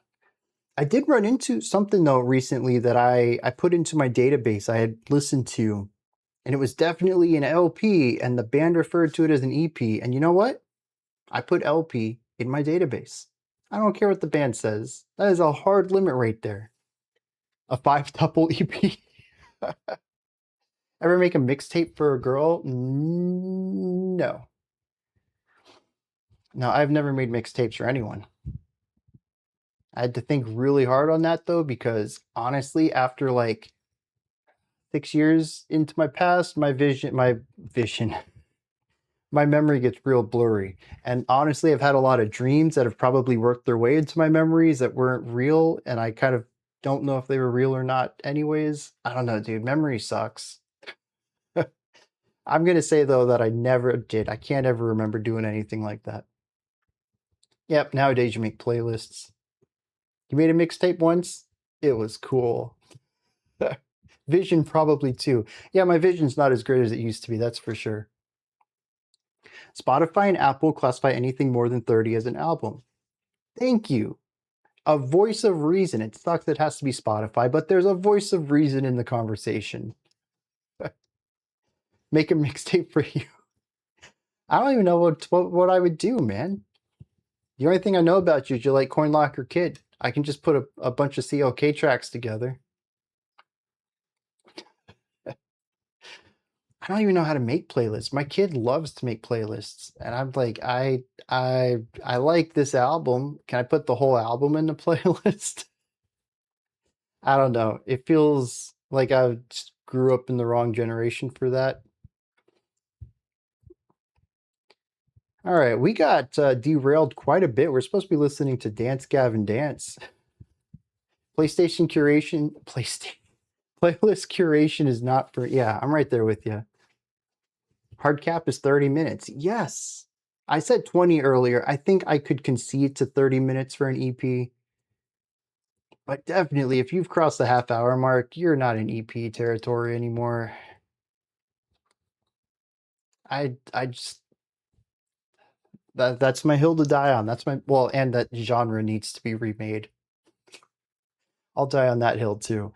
All right, let's get some context for this. Meet in the middle at 25. Yeah, we could do that. I think in recent months, this song has become my favorite Dance Gavin Dance's discography, which is saying a lot considering how many hours I've poured into listening to them.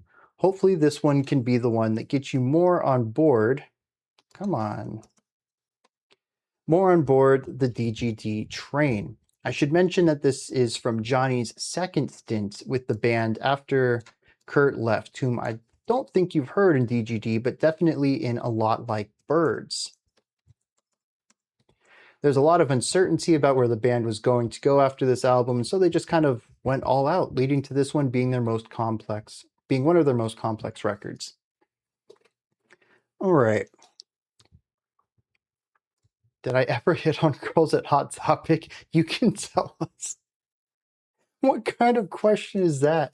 Does grindcore not count as albums? It's over. If grindcore has more than 6 tracks, it goes into LP territory. And that's why I think both are important, because some bands just have really quick albums, but a lot of tracks.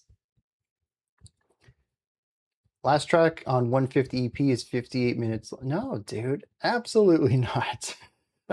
One of the few Dance Gavin Dance tracks with a dedicated guitar solo. All right. That's where the Hot Topic thing came from. I see it now. All right, let's dive into this. See what's going on with some Dance Gavin Dance.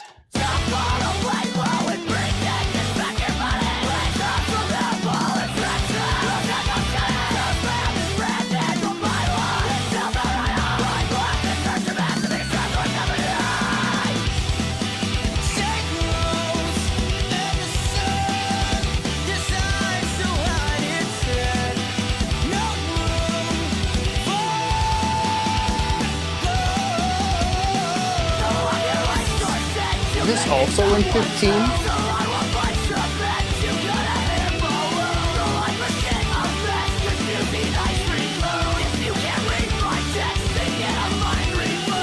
that's 4/4.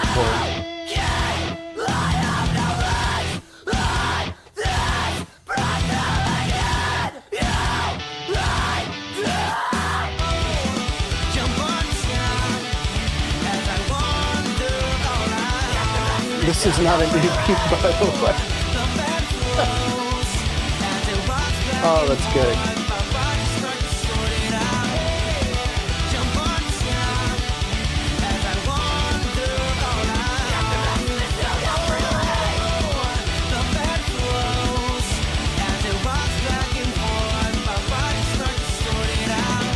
I just have this scene in my head replaying, as ridiculous as it is. Walking up to random people in a hot topic, just handing out mixtapes, literal cassette tapes. Not of my music either. Just of random playlists.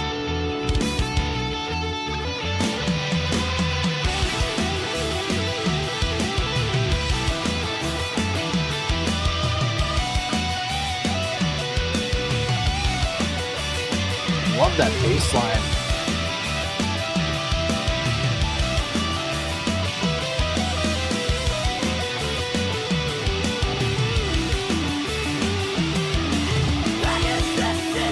Very spicy guitar work. Yes, but it's very corporate now.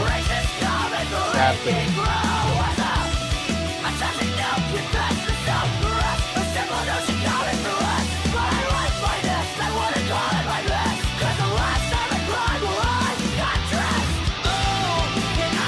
That's fair, but at least it didn't present itself as corporate.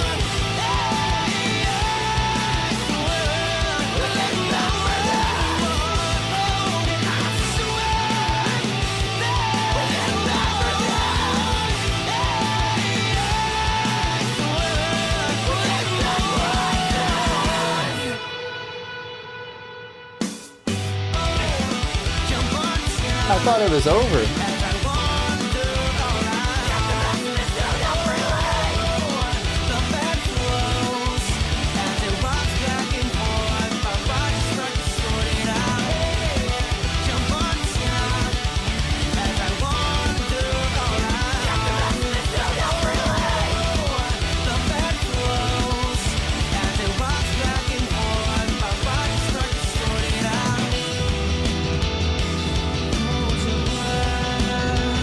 Okay, yeah, I see what you're saying about this being the most complex.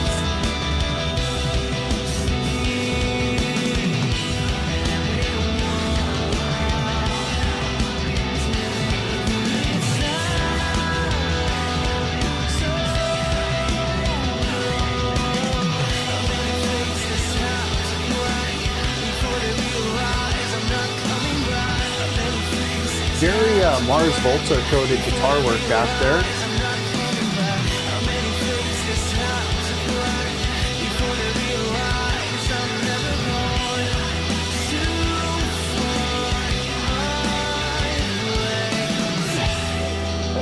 I just have to like stay angry.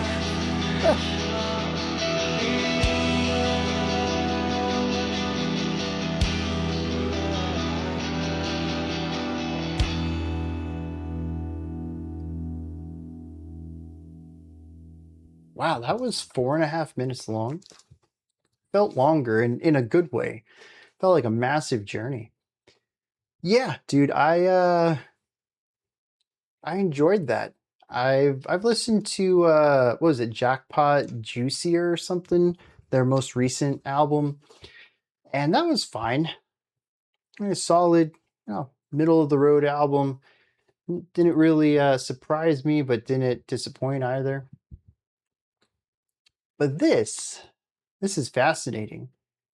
This is chaotic in a controlled way that works. I mean, the guitars are as noisy as ever, just so much going on with them. The dual guitars, the bass is just bassing out, man. Some really cool bass lines, massive bass tone.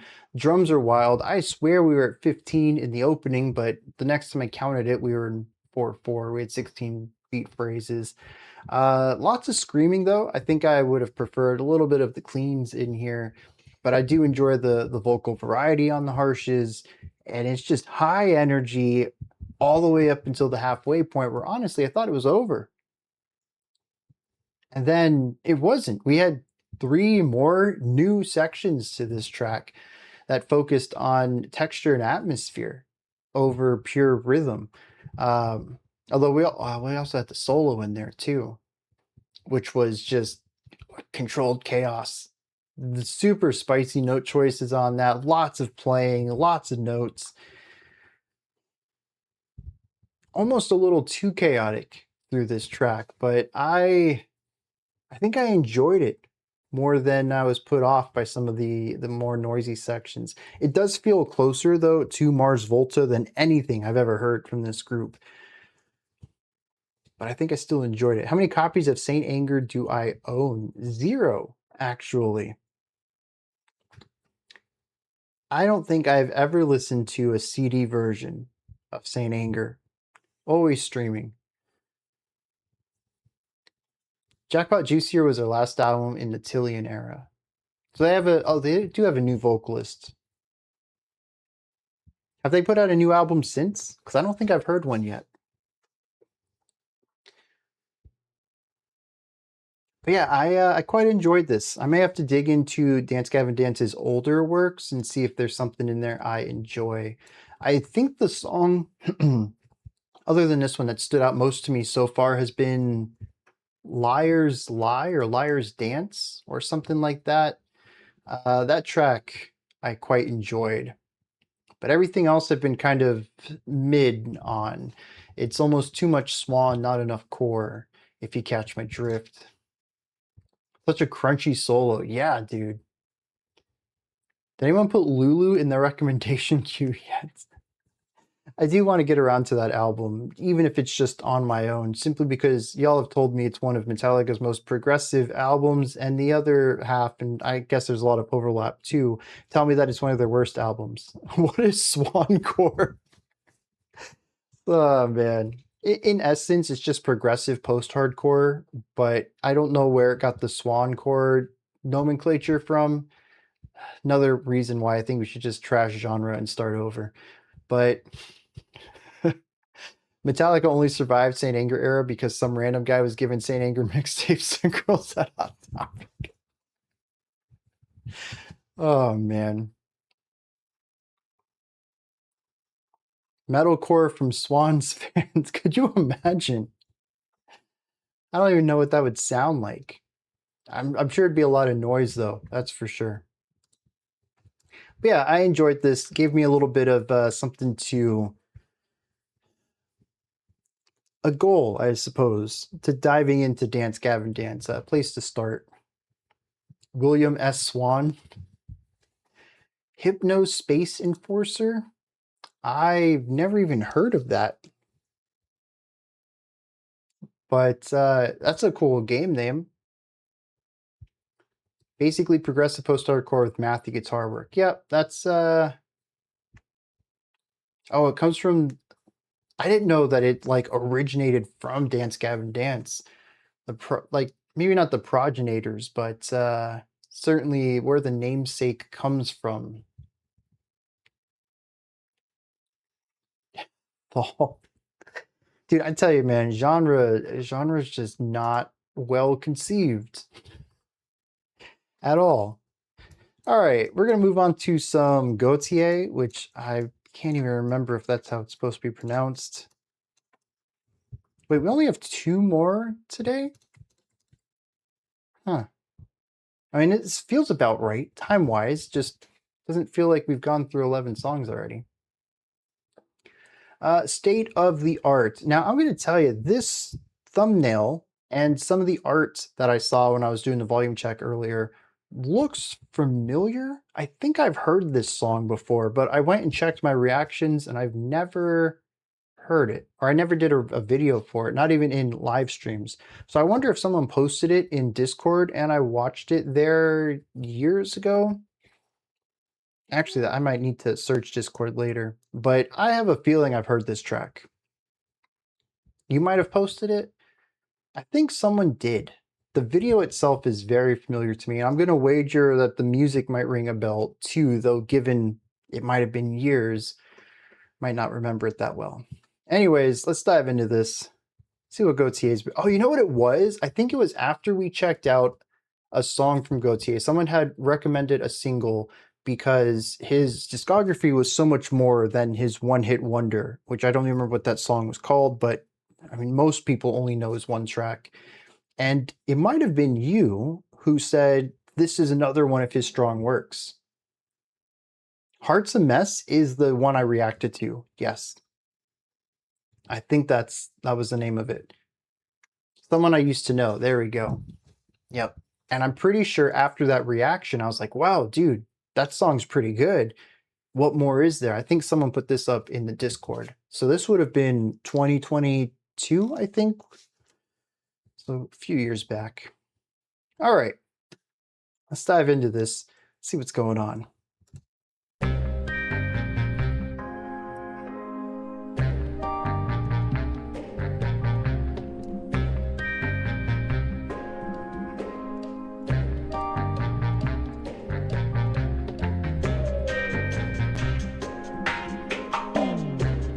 I love the throwback animation. Reminds me of classic Hanna-Barbera.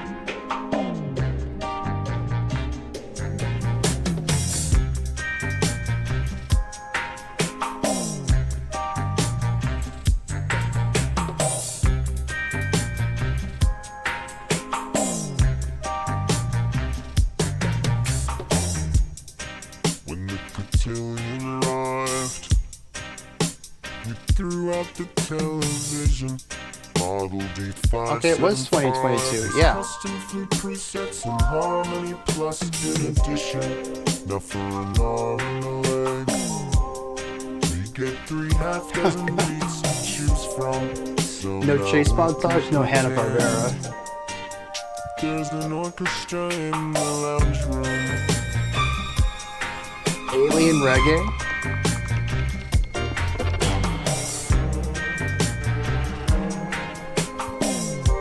Very wide palette of sounds.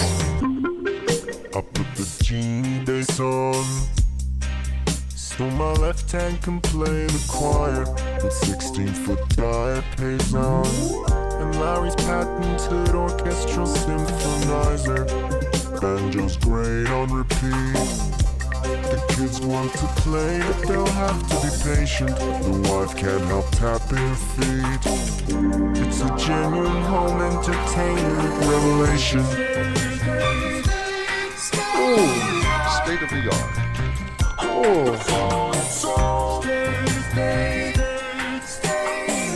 Listen to the difference.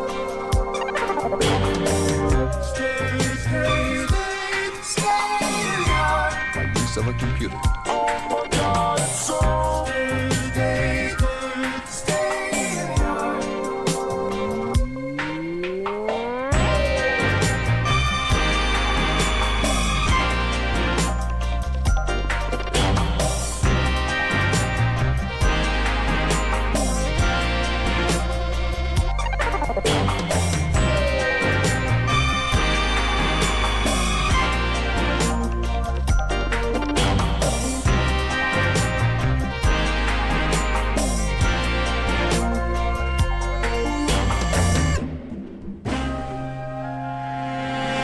He doesn't go by Gotye anymore?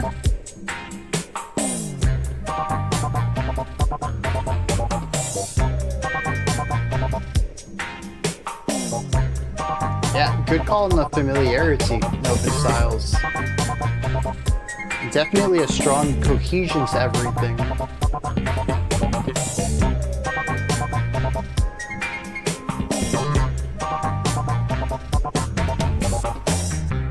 Oh, that's cool though.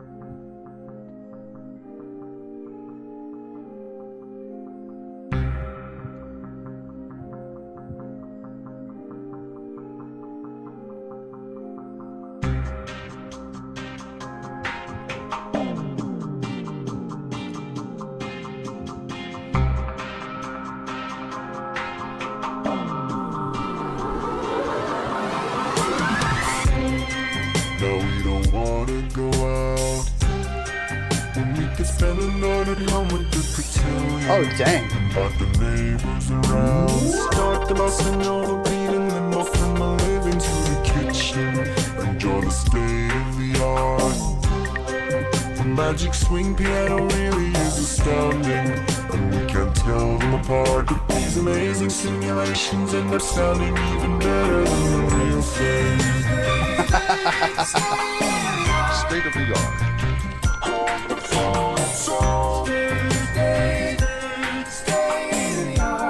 Computer controlled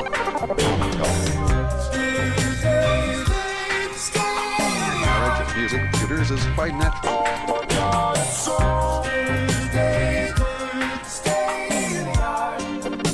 It is time to hear the result.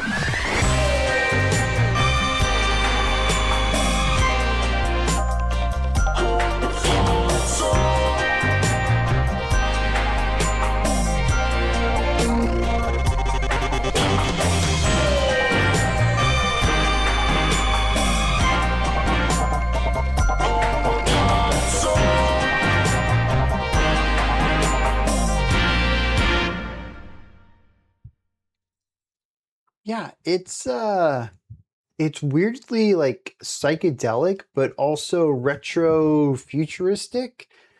I mean, a lot of the visuals fit that too, but there's also just a lot of old-timey synth sounds in here.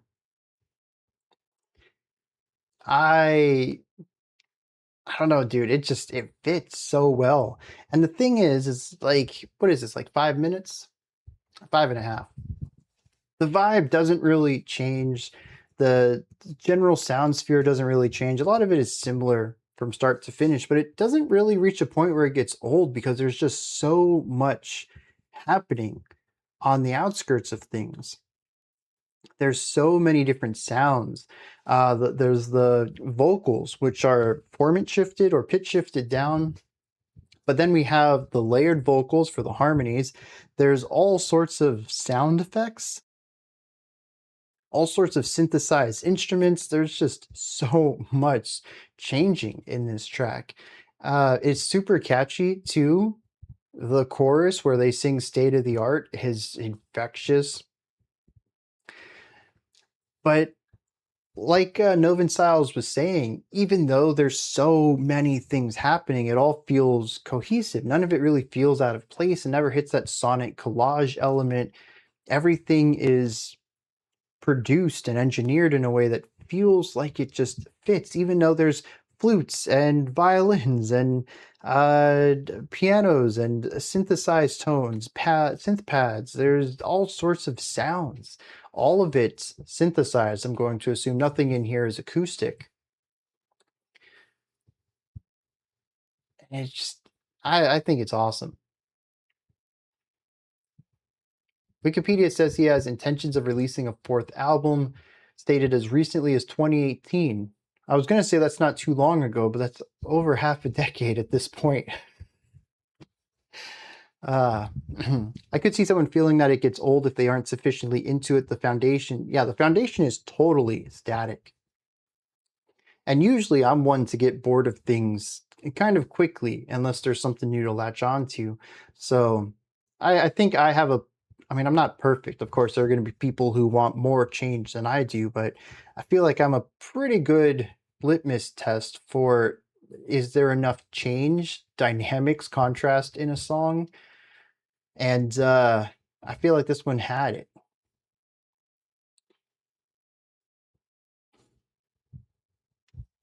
I wonder if here's the other thing. I need to check this album out, I think. Because someone that I used to know is a solid track. It got overplayed. I don't know if I dislike it because I heard it too much or because it's just a mid song. But this was stellar. I got to check out more. Imagine Brian trying to make an ambient album. I can't, dude. I can barely write music that does the same thing for more than 15 seconds. I'm always adding something new. I think the only time that I'm happy staying in a spot is if I have a solid melody going. Otherwise, I'm like, what can I add? What can I change? What can I remove? I can't sit in things for too long. You're wondering if I was going to drop off a bit by the end? I'll be honest, I think by the time they hit space and the planets were singing, I was losing it a little bit, but that's it. It's not like I was being taken out of it, so a little bit too much ear candy for me from the synth. And see, I'm the opposite on that. I love everything that's happening. Don't be modest, you are perfect. Ah, geez, no way, man. Ambient blackened noise album. All the things I love in one place. Why wouldn't I make something like that? Hey, Mark, just in time for the final track today. Why do you hate fun? There's just no subtlety. Youth Explosion is just like right here. Here's the problem. Calling them out. It's fair, but it's also basically what the song is about. So you got to hold that. And I think too, is that thematically this song is about that also. One of the lines, I didn't pick up a lot of the lyrics, but one line I did hear was that something along the lines that this toy, this synthesizer, has all of the sounds electronically digitized in one place that sound even better than the real thing. And that kind of thing cracks me up, but it also points to what this is alluding to. And I wonder if the general theme here isn't about how technology has changed in ways to replace original ideas and are sold as better than the old ways, even though it might not always be. In the case of a synthesizer, it's a solid option, but doesn't necessarily replace anything else, but has been sold as a replacement. So I could see this having larger scope than just the musical theme that it's aiming at. Keep in mind, this was 2011. Yeah, I mean, I guess that makes sense given when he was making music, but it feels so much more modern than that too. Fun is at least 30 minutes of joy and 6 jokes. If it's less, it's depression.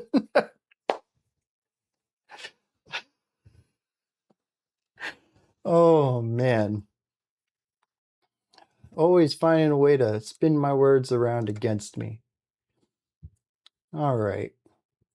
We're going to wrap this up with some Hylix. Hylix 2, specifically, the original soundtrack for said video game. Does depression come in an LP format? It's probably a joke there, too, about how depression usually comes in the LP format.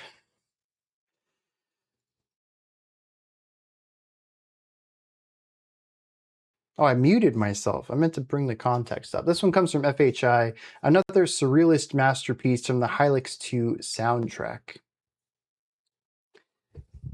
Let's dive into this. And let's see what Mason and Chuck have in store for us today.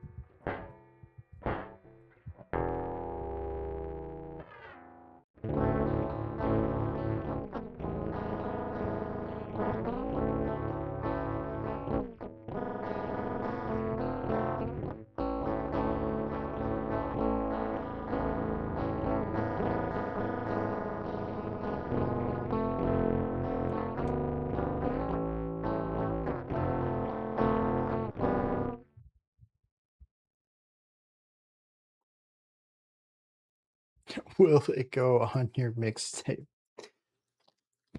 FHI, buddy. What would you want me to say about that? Oh man, it's a thing. I love how this soundtrack leaves you speechless every time. What is there to say about this? It's atonal. It's a single guitar that's been distorted and altered. There's a lot of muted picking in here too, which I'm not sure if that's intentional or if it was a mistake, but they just left it in because it sounded cool. I don't know, man. What a way to wrap this stream up. I don't have any more thoughts than that. It changed. I'll give it that. 40 seconds in, we did something different with this guitar. It feels hollow, isolated. This, yeah.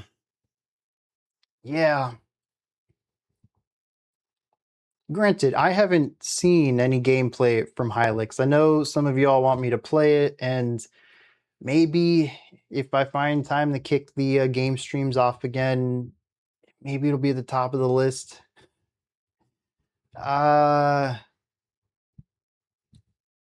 But I've been trying to save any spoilers. I just want to go in without knowing anything about it. So I don't even know like what kind of context this music would fit within.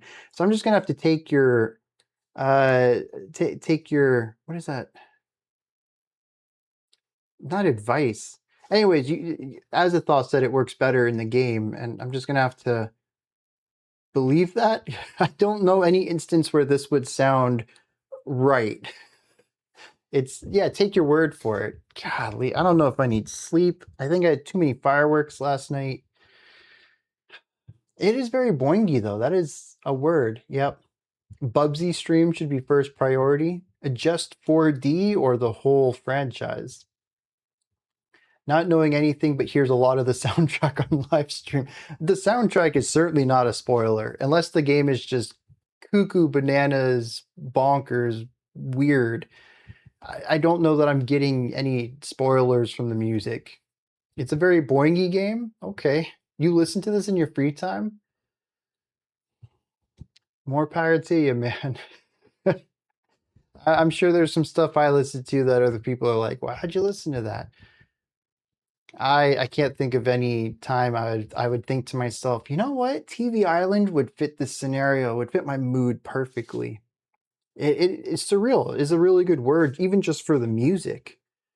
It's obtuse in a lot of ways. So Bubsy needs to be from the very beginning. It's the only way to honor him. You thought I said I ate too many? I think I said that I had too many fireworks. But I mean, I suppose that's not too wrong either. We were also launching like 1.5 gram explosives into the air, and dude, that's just wild. The size of the sound shook houses. I don't know how that's legal to buy, but we had them. Listen to some weird OSTs and stuff. Got to request a Vangers track. I don't know what Vangers is, but I'm kind of worried about it now. Nothing else scratches the itch. I mean, yeah, I can't say I've heard much like Hylix, so I can agree with that. Without any extra context, I can agree with that. All right, that's going to do it for today. Wild series of tracks today. Some of them very interesting, some of them bouncy and fun, and itch for the point. Cats were not thrilled last night. 15 to 20 displays from your balcony. I believe it, dude. Saint Anger fan reacts to Hylix OST. Yeah, even on my drive home, just fireworks everywhere. Florida loves their explosives. The interesting addition. I don't know if we'll have live stream up for today. My whole Friday, Saturday got thrown out of whack. Sunday is also a little out of whack. So that should be the only one, though. Everything else this week should be fine for early access. Otherwise, get ready for this week's theme. As usual, I don't know what it is. I always forget, man. I put the polls together like 7 days ago. I can't be expected to remember that. I'll remember some random song from 3 years ago, but I won't remember what I did last week. Almost forgot to congratulate the Americans for the Taylor Swift wedding day. Oh, jeez. That's so good. All right, y'all. Have a fantastic rest of your day. Get hyped for this week's theme and just enjoy the music you're listening to. Until next time, catch y'all later and take care.